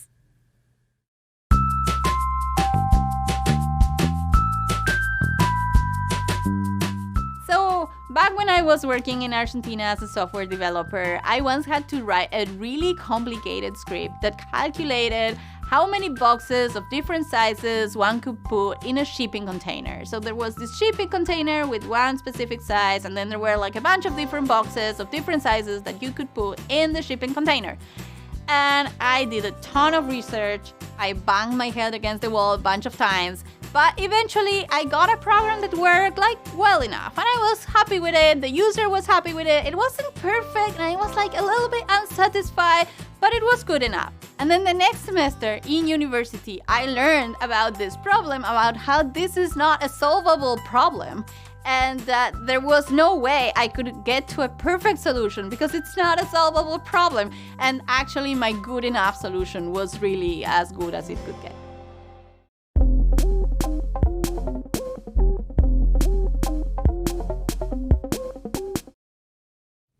Welcome back, and congrats on making it this far.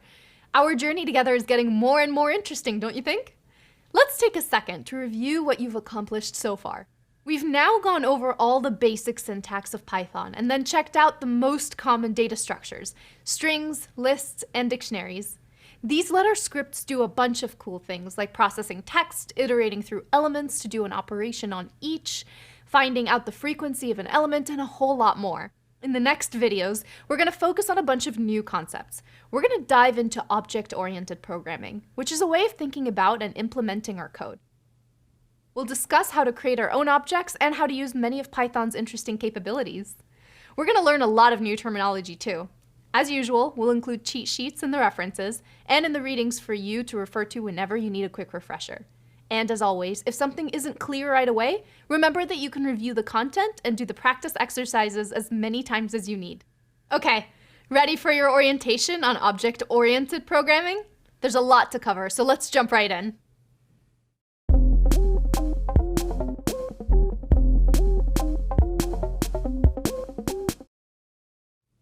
Imagine you have to describe an apple to someone who's never seen one before. How would you do it? And what would you say? Besides that it's delicious. You might start off by saying that an apple is a type of fruit. You might talk about how there are lots of different kinds of apples, each with its own color, flavor, and name. Well, when you're explaining concepts to your computer, it's a good idea to approach it in a similar way. Your computer has no idea what an apple is, or even what a fruit can be. If you want your computer to understand these things, you have to describe them in your programs and scripts.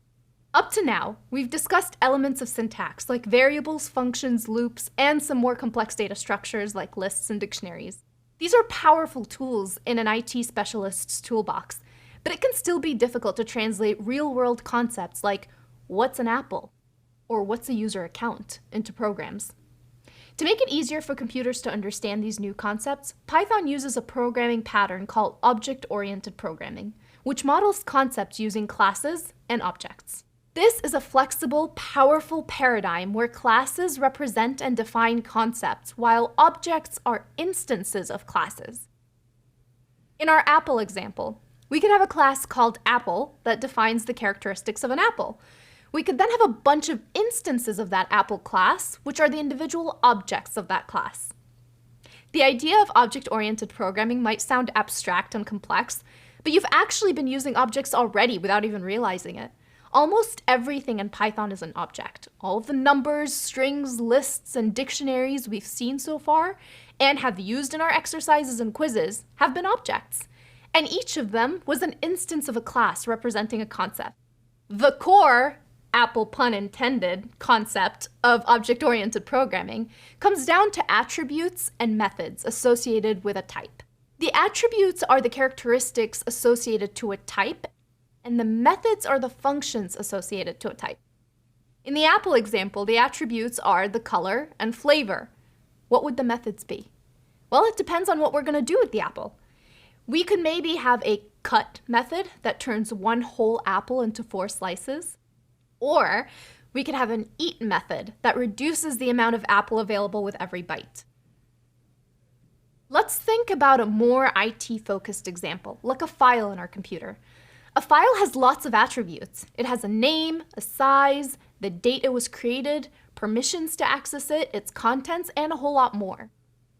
There are actually so many different file attributes that Python has multiple classes to deal with files. The typical file object focuses on the file's contents, and so this object has a bunch of methods to read and modify what's inside the file. Hopefully these examples help make object-oriented programming a little clearer. But don't worry if you haven't fully wrapped your head around it. In our next video, we'll explore how to apply these concepts to some classes and objects we've already used in Python, which will help us dig a little deeper into how this all works.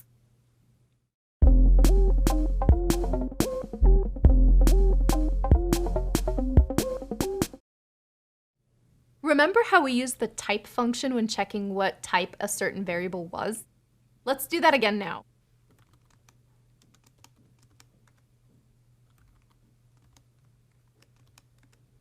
When we use the type function, as we just did here, Python tells us which class the value or variable belongs to.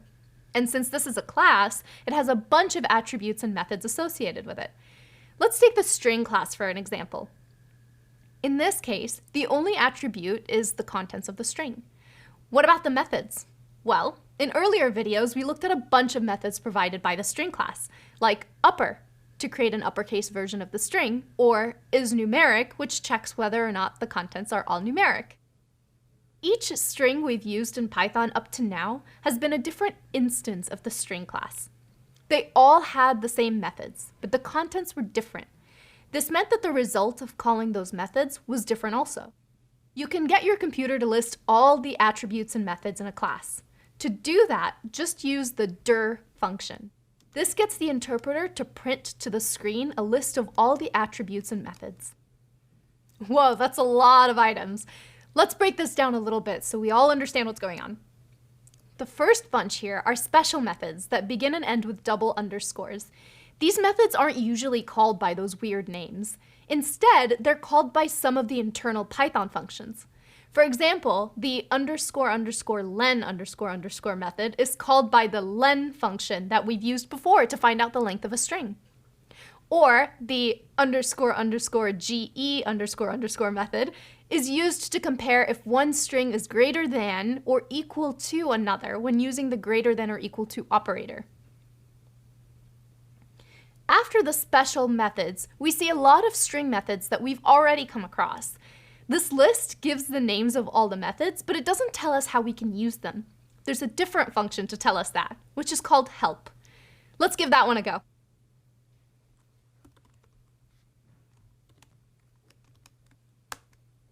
When we use the help function on any variable or value, we're shown all the documentation for the corresponding class. In this case, we're looking at the documentation for the str class, the class of the string object. As before, it starts with the special method. If we scroll down, we reach the ones we've already seen. We can see the documentation for a bunch of methods, and it tells us the parameters that method receives and the type of return value. It also includes an explanation of what the method does.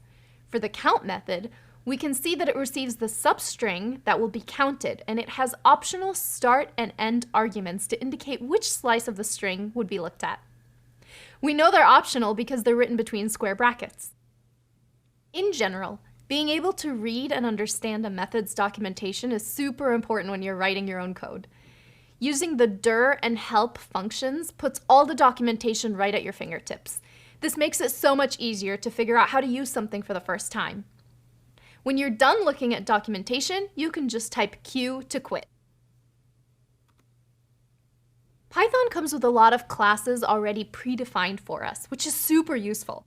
But the power of object-oriented programming is that we can also define our own classes with their own attributes and methods.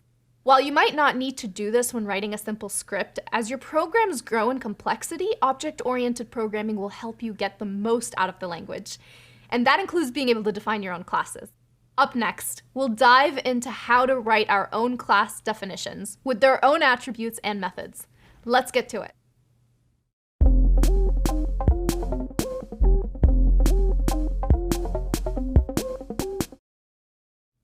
We called out earlier that the point of object-oriented programming is to help define a real-world concept in a way that the computer understands. Defining a real-world concept in code can be tricky, so let's look at how we might go about representing a concept in Python code. We'll take it step by step and keep it simple. Let's take our Apple example from earlier. We could use this code to define a basic Apple class. Class, Apple, pass. Sure, it doesn't look like much, but with these two lines we've defined our first class. Let's check out the syntax. In Python, we use the class reserved keyword to tell the computer that we're starting a new class. We follow this with the name of the class and a colon. The Python style guidelines recommend that class names should start with a capital letter, so we'll be using that convention. In this case, our class is called Apple. Class definitions follow the same pattern of other blocks we've seen before, like functions, loops, or conditional branches. After the line with the class definition comes the body of the class, which is indented to the right. In this case, we haven't added anything to the body yet, so we use the pass keyword to show that the body's empty.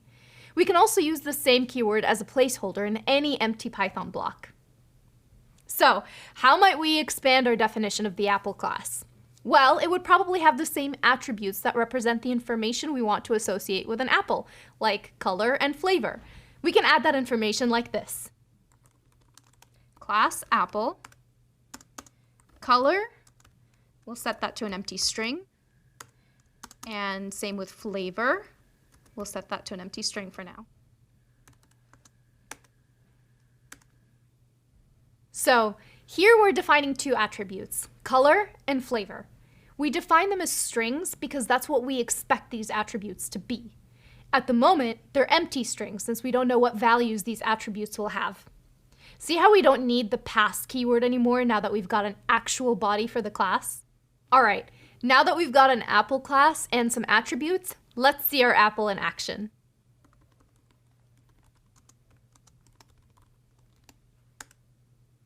Here, we're creating a new instance of our apple class and assigning it to a variable called Jonagold. Check out the syntax. To create a new instance of any class, we call the name of the class as if it were a function. Now that we've got our shiny new apple object, let's set the values of the attributes.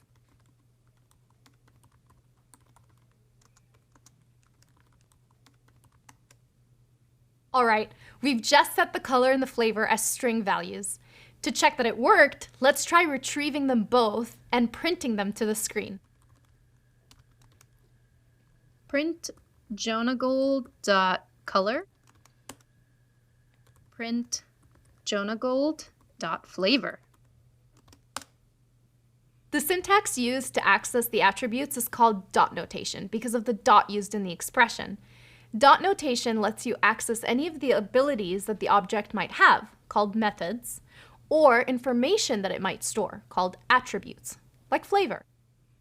The attributes and methods of some objects can be other objects and can have attributes and methods of their own.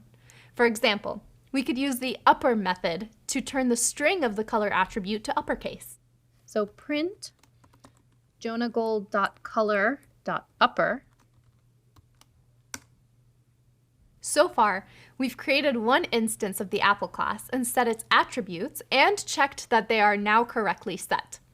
Now, we could create a new instance of the apple class with different attributes.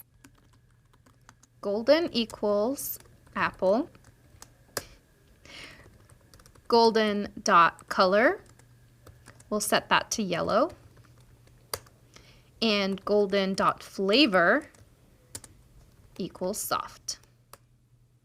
Both Golden and Jonagold are instances of the apple class. They have the same attributes, color and flavor, but those attributes have different values. Congrats! You've learned how to create your own classes. Let's check that we've got all this down with a quick quiz. After that, we're going to learn how to define new methods for a class.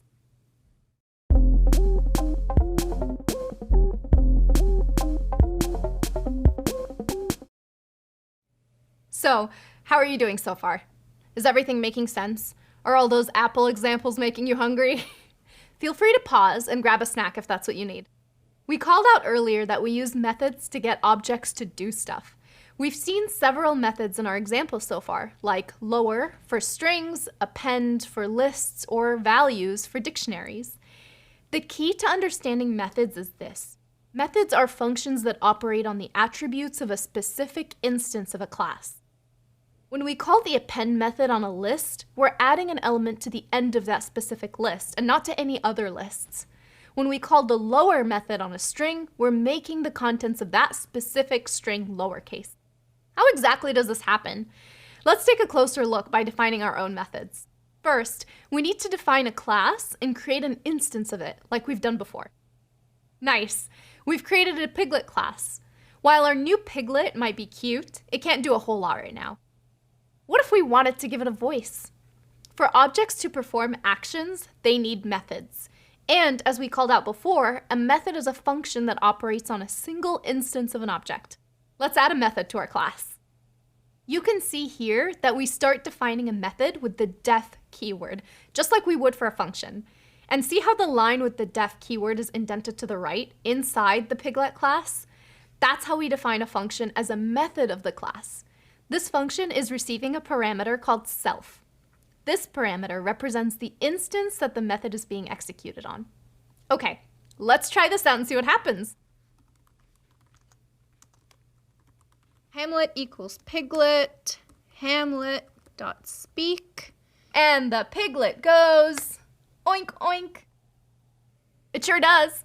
But this makes the Piglet say the same thing for all instances of the class. Boring. Let's make the method do something different depending on the attribute of the instance. This time, we've started the body of the class by defining an attribute called name with a default value of Piglet. We can change that value later, but it's a good idea to set it now to make sure our variable is initialized. If you look closely at how we wrote the new speak method, you'll see that it's using the value of self.name to know what name to print. This means that it's accessing the attribute name from the current instance of Piglet. Let's try this out. So we'll set Hamlet equals Piglet. Then we can say Hamlet.name, and we'll set the name to a string, Hamlet. And then we can call .speak on Hamlet. Meet Hamlet, our Python pig. What, you didn't know pigs could talk? Well, they can in Python. In this example, the speak method printed the name Hamlet, which was the name attribute that we set. What if we create a new instance of the same class, but with a different name? It should generate a different output. Okay, let's try this out. I think Hamlet needs a friend.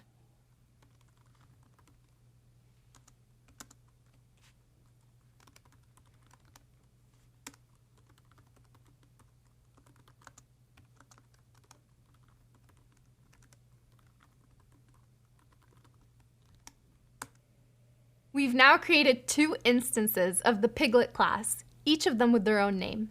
When calling the speak method, each of them prints their name and not the other.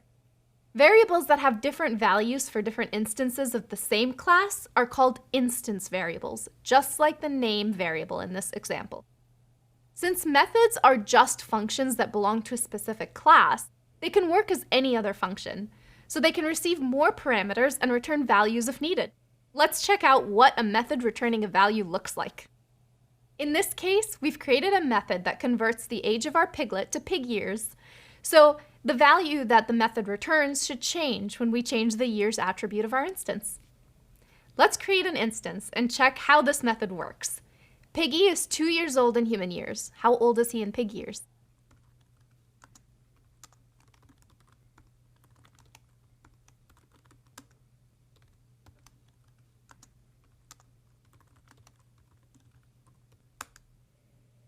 So, as the value of the years attribute changes, the return value of the pig years method changes too. Coming up, we're going to learn about a few special types of methods, including one in particular called constructor.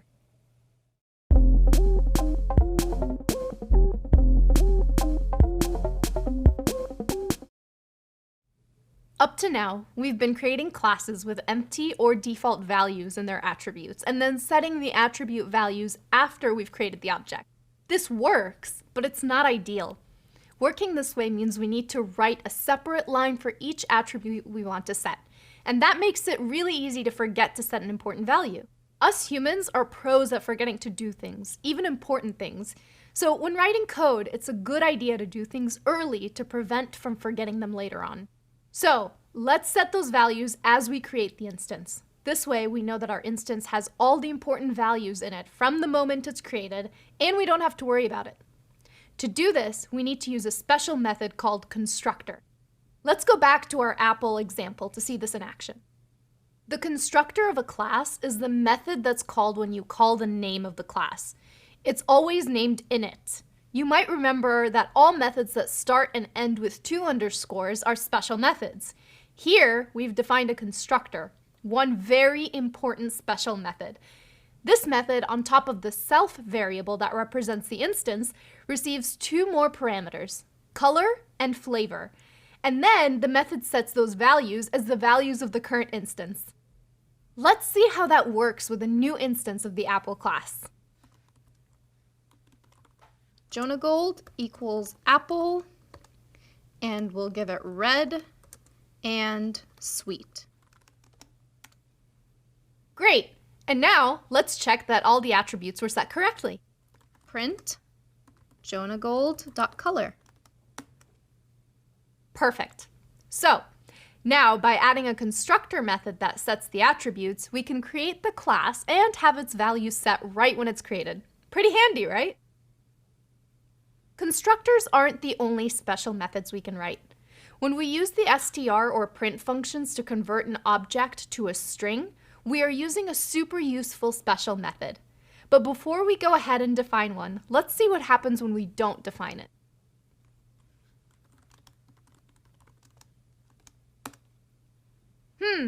We just tried to print our Apple instance and we got a very weird message.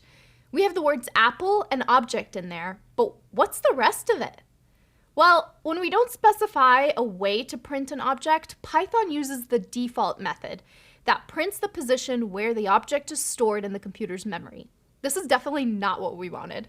If you ever try and print something and Python prints a random string of numbers and letters, you'll know that it's likely using the default representation, which is the position of the object in the computer's memory.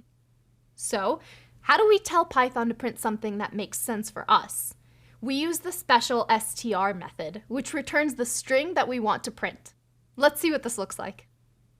By defining the special str method, we're telling Python that we want it to display when the print function is called with an instance of our class. Check it out. Jonagold equals apple. We'll give it red and sweet. Print Jonagold. So, the str method lets us print a friendly message instead of a bunch of numbers. In general, it's a good idea to think ahead and define the str method when creating objects that you want to print.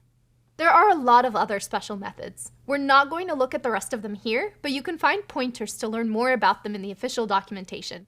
You'll find the link to that in the next reading. These concepts are new and not too easy, so don't worry if you're still trying to figure out the difference between a method and a function. We've all been there, and the best way to feel confident is to keep practicing until it's clear. You're doing great, so keep at it.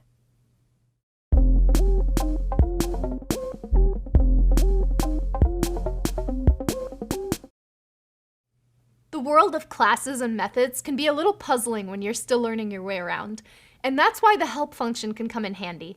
You might remember that we can still use the Python function help to find documentation about classes and methods. We can also do this on our own classes, methods, and functions. Let's check this out.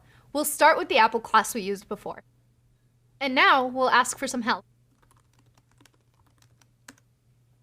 See how when we asked for help on our class, we got a list of the methods that are defined in the class? In this example, the defined methods are the constructor and the conversion to string. But this documentation is super short, and to be honest, it doesn't explain a whole lot. So let's go back to the interpreter by typing Q.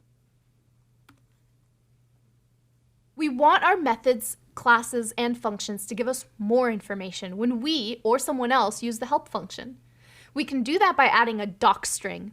A docstring is a brief text that explains what something does. Let's see how this works with a simple function. First off, we want to define the function. So def, we'll call it 2 seconds, and we'll give it the parameters hours, minutes, and seconds. After that, we add our docstring. We do this by typing a string between triple quotes, and we indent it to the right like the body of the function. Returns the amount of seconds in the given hours, minutes, and seconds. Next, we write the code for our function. Return hours multiplied by 3600 plus minutes times 60 plus seconds. So there we have it. We have a function with the docstring in its body. Let's see how we can use the help function to see it. Help 2 seconds. Success! The help function shows us the string we wrote. And as we called out earlier, we can add docstrings to classes and methods too. Let's use our Piglet class to see what this would look like. Now we've got a bunch of helpful information. We've added docstrings for our Piglet class and for its methods. Remember that the docstring always has to be indented at the same level of the block it's documenting. Docstrings are super helpful for figuring out how to use a function you've never used before. Not only that, if you're reading a piece of code written by someone else, docstrings let us understand the code much better because the classes, methods, and functions are clearly documented. So when writing your code, add docstrings to explain your functions, classes, and methods. It'll make a ton of difference to anyone who might use your code.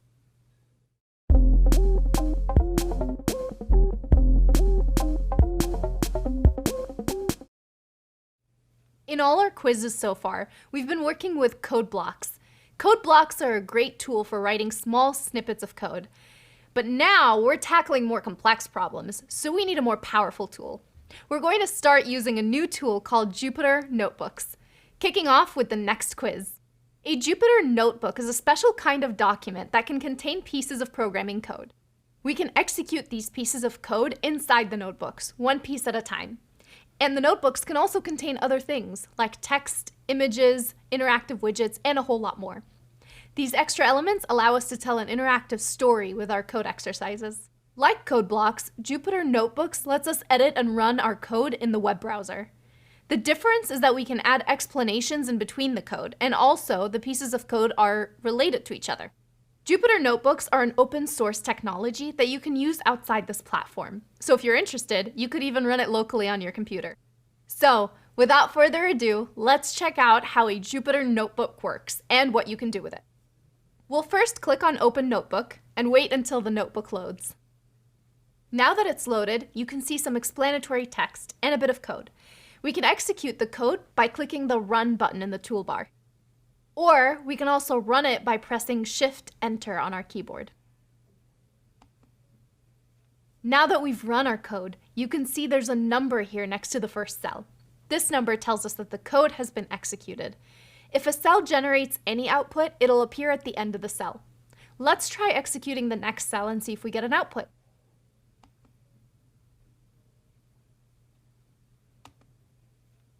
This cell includes some print calls, so after executing it, the interpreter printed the values. The comments in the code tell us that these values should be 9 and 1, but the print statements say that they're 0. That's because we need to edit the code in the first cell to make it do what it needs to do. Let's edit the goTo function.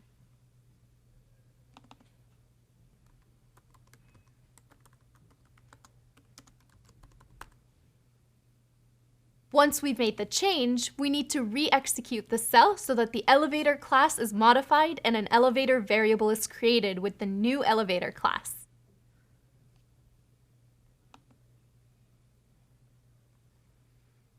And now we can re-execute the second cell.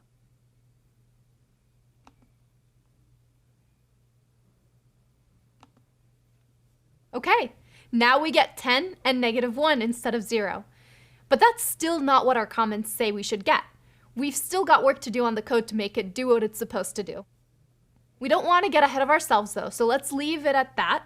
Once you're working through the exercises yourself in your Jupyter Notebook, remember you have to re-execute the class definition whenever you modify it. If you forget, the elevator variable won't change. If at any point you're stuck or something doesn't work as expected, there's more help in the next reading. Good luck!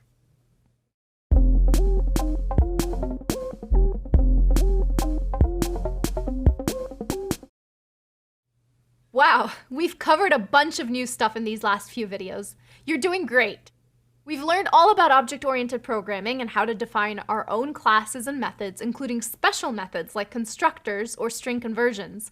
We've also learned how to document them all.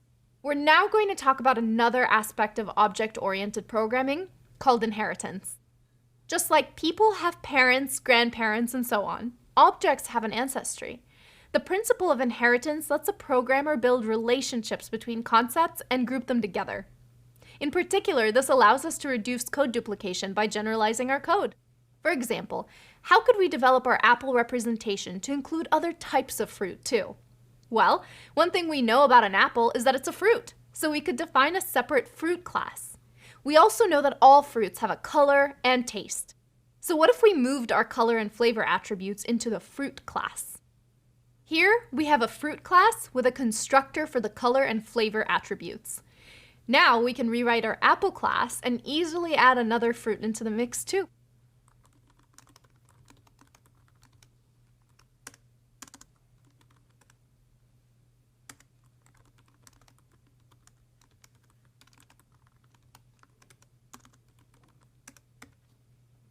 In Python, we use parentheses in the class declaration to show an inheritance relationship. For our new fruit classes, we've used that syntax to tell our computer that both the apple and the grape classes inherit from the fruit class. Because of this, they automatically have the same constructor, which sets the color and flavor attributes. You can think of the fruit class as the parent class, and the apple and grape classes as siblings. Let's see this in action. First, we create an instance of the apple class. Granny Smith equals apple, and we'll give it two parameters, green as the color and tart as the flavor. And now an instance of the grape class.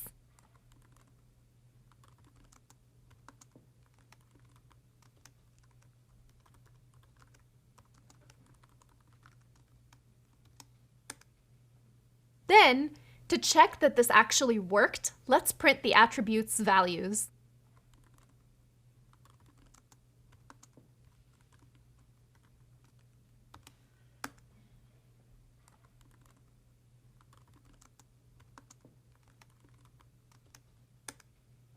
With the inheritance technique, we can use the fruit class to store information that applies to all kinds of fruit, and keep apple, or grape, specific attributes in their own classes.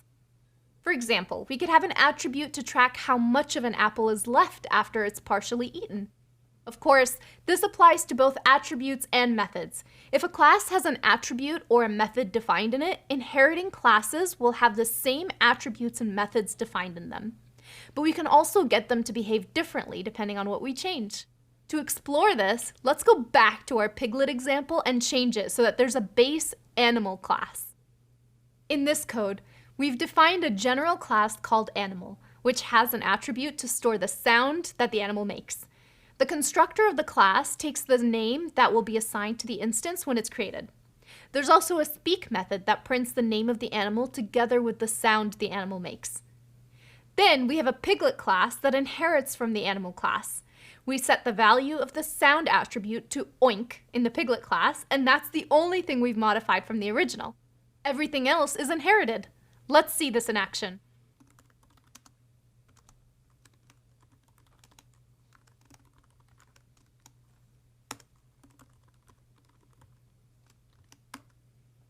Let's define a new class that also inherits from animal. How about a cow class?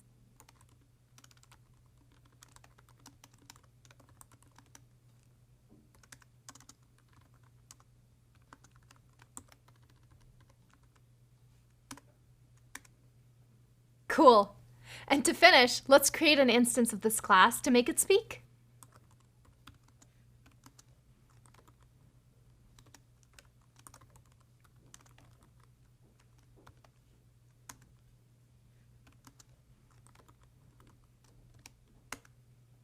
So you can see that we can easily define new classes that inherit from the base animal class and use both the attributes and methods that the animal class provides. Pretty cool, right? Let's think of a different example, something closer to what you might be doing at your day-to-day job. In a system that handles the employees at your company, you may have a class called employee, which could have the attributes for things like full name of the person, the username used in company systems, the groups the employee belongs to, and so on.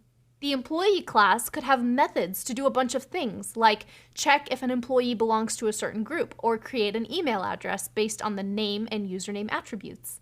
The system could also have a manager class. A manager is an employee but has additional information associated with it, like the employees that report to a specific manager. Are you starting to get an idea of the power of inheritance? Inheritance lets you reuse code written for one class in other classes. Next up, we're going to talk about a different way of reusing code.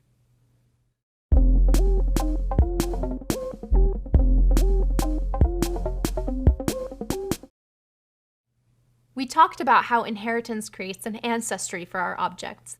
To check for this ancestry, we can use the is-a rule. An apple is a fruit. A piglet is an animal. They inherit the attributes and methods of their parent class, and so they allow us to reduce code duplication. But what if you have a relationship between classes where one class isn't a child of the other? Sounds confusing? Let's check out an example to get a better idea of this. Say we have a package class that represents a software package which could be installed on every machine on our network. This class has a lot of information on the software, like the name, the version, the size, and more. We also have a repository class that represents all the packages that we have available for installation internally.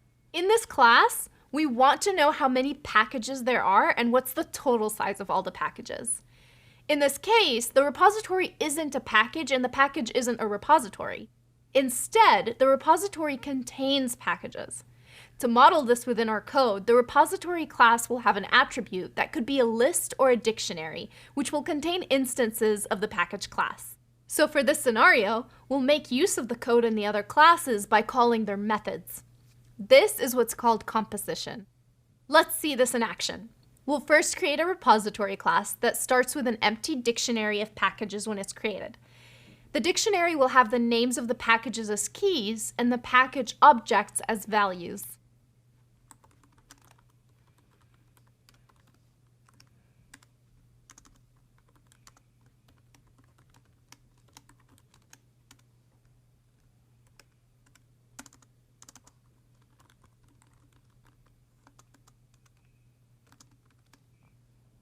Nice. We have our class, which starts with an empty dictionary of packages. You might be wondering why we're adding the dictionary in the constructor instead of directly to the class. The answer to this might be a bit tricky to understand, so let's go back to our Juicy Apple example to help make sure this is clear. We defined earlier a class called Apple and set some basic attributes for it, like color and flavor. All instances of the Apple class will be initialized with the values that we preset for those attributes. If we change the color of one apple from red to golden, we substitute the old value with the new one. And super important to remember, this action happens only for that particular instance. But what if, ew, this apple has a worm in it? What if we wanted our Apple class to also have a list of worms? If we created the list when constructing the class, then all instances of the Apple class would have the same exact list. So if we added a worm to the list, it would get added to the one list that's shared by all instances. To avoid this, we need to create the list at the time of creating the instance instead of when creating the class. By doing this, each instance will have its own list independent of the others. This happens with all attributes that are mutable. Because when we modify a mutable attribute, we're not replacing a value with another, we're changing the contents of the original attribute. In our repository case, the packages attribute is a dictionary, which is mutable. We'll be modifying its contents by adding and removing elements in it. If we created it at the class level, all instances of the repository class would use the same dictionary, and items added or removed would affect all instances at the same time. If that's still a bit confusing, don't worry, I was also confused the first time I came across it. Just take your time, rewatch this video if you need, and remember this rule of thumb. Always initialize mutable attributes in the constructor. So great, we've got our dictionary, but how will we add packages to it? We'll create an add package method.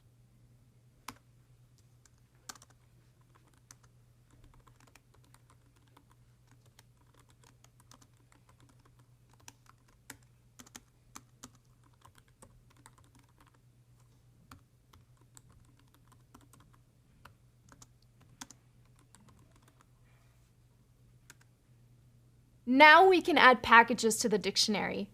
We could also write a similar method to remove the packages, but I bet you can work that out without my help. Let's do something more interesting instead. We said that the packages had a size attribute that holds the size in bytes that the software package requires. So, how could we calculate the size of the whole repository? We'd need to iterate over the packages contained in the dictionary, adding up all their sizes. I'd go something like this.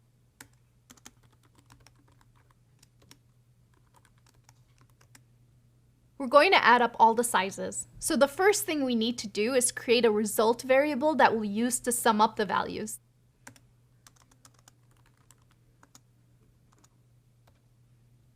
Awesome, we have our result initialized. We now need to go through all the packages in the dictionary. Remember, the keys are the package names and the values are the package objects. For our calculation, we only care about the objects, so we'll retrieve them with the values dictionary method.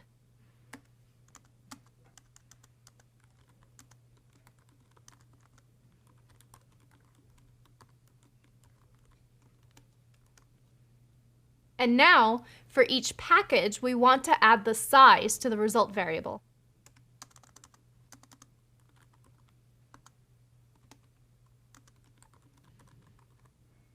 Nice. We're almost done. We just need to return the result now.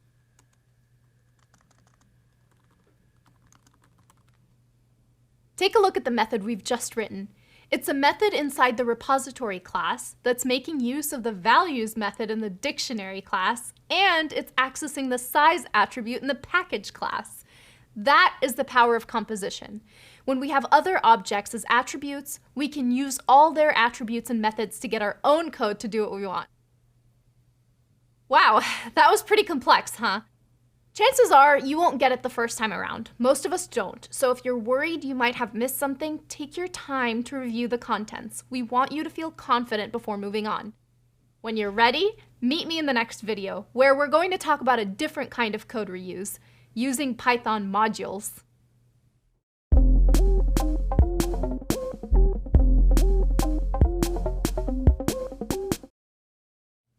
So far, we've been using the features that are baked into the Python language. The basic statements like if, for, while, or the definition of functions or classes are part of the language and ready for us to use whenever we need them. The same goes for integers, floats, strings, lists, and dictionaries. They're all part of the basic Python language because they're used so often. Of course, this isn't enough to get interesting things done. We'll need a lot of additional tools, like being able to send packets over the network, read files from our machine, process images, or who knows what you might want to do to make your work more effective. To organize the code we need to perform tasks like these, Python provides an abstraction called a module. Modules can be used to organize functions, classes, and other data together in a structured way. Internally, modules are set up through separate files containing the necessary classes and functions. Python already comes with a bunch of ready-to-use modules, and all these modules are contained in a group called the Python Standard Library. Let's see how we can use some of them. First, we'll use the import keyword to import the random module. This module is useful for generating random numbers or making random choices. Now that we've imported the module, let's use a function provided by this module called randint.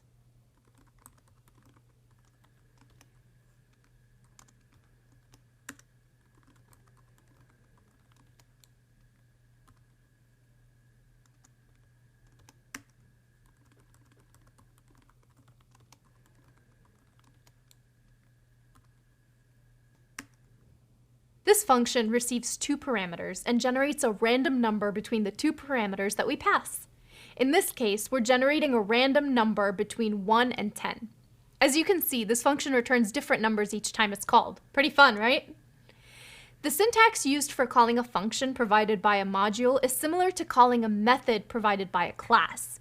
It uses a dot to separate the name of the module and the function provided by that module.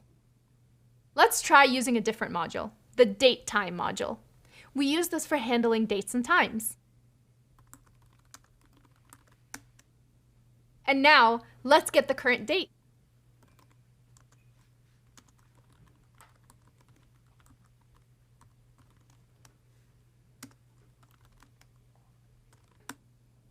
If you're wondering why we have a double datetime, it's because the datetime module provides a datetime class. And the datetime class gives us a method called now. This now method generates an instance of the datetime class for the current time. We can operate on this instance of datetime in a bunch of ways. Let's check out a couple of examples.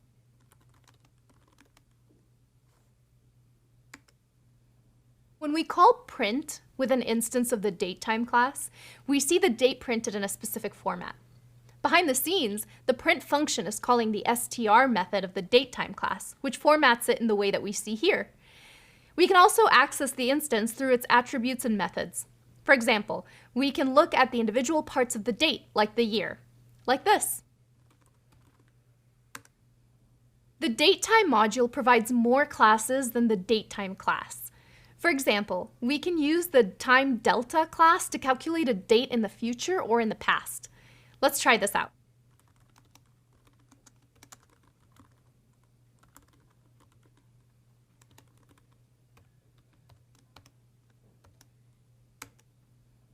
In this case, we're creating an instance of the Time Delta class with a value of 28 days. Then we're adding it to the instance of the DateTime class that we already had and printing out the result. There's a lot more things available in the DateTime and random modules. If you're interested in learning more, you can read the whole reference. It's available online and we'll include a link in the next reading. This is just a sneak peek into what you could do with modules. You can also develop your own. We'll talk more about that in a later course. For now, just focus on using existing Python modules.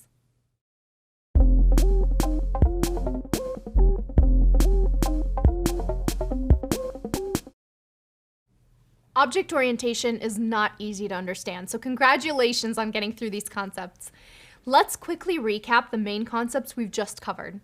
We've learned that in an object-oriented language like Python, real-world concepts are represented by classes. We know that instances of classes are usually called objects, that objects have attributes, which are used to store information about them, and we can make objects do work by calling their methods. We've also learned that we can access attributes and methods using dot notation. We then dove into how objects can be organized by inheritance, and how they can be contained inside each other using composition. Wow! That really is a lot of new stuff. Congratulations on sticking with it. Objects are a great way for programmers to model real-world concepts. They let us have functions that work on specific things, like reading a file, setting the subject for an email, calculating the size of a repository of packages, and so on. Isn't it cool to see how all of this is coming together? As a sysadmin, the objects I deal with the most represent individual users and their accounts. I use them to group lots of different properties that help me turn abstract code into tangible interactions. I also use objects in my code to group functions based on the data they act upon. For example, I recently needed to write a bunch of functions that were all operating on some specific file attributes. So I used a class to group all those functions, making my code clearer and more reusable. Super helpful, right? I thought so. Next up, we've got a graded assessment to help you show off everything you've learned.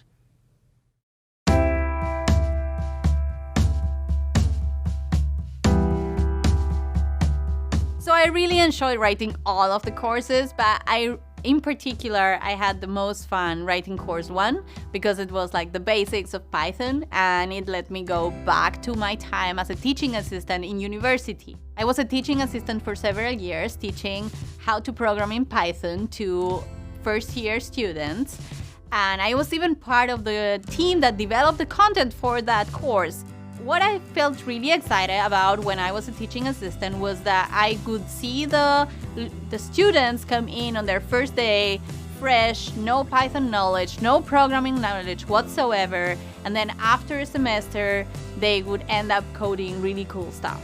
They ended the semester being good enough Python coders, and I could see them growing day by day. So while I was writing the course, I got these feelings back and I remembered all the students that had shared this journey with me.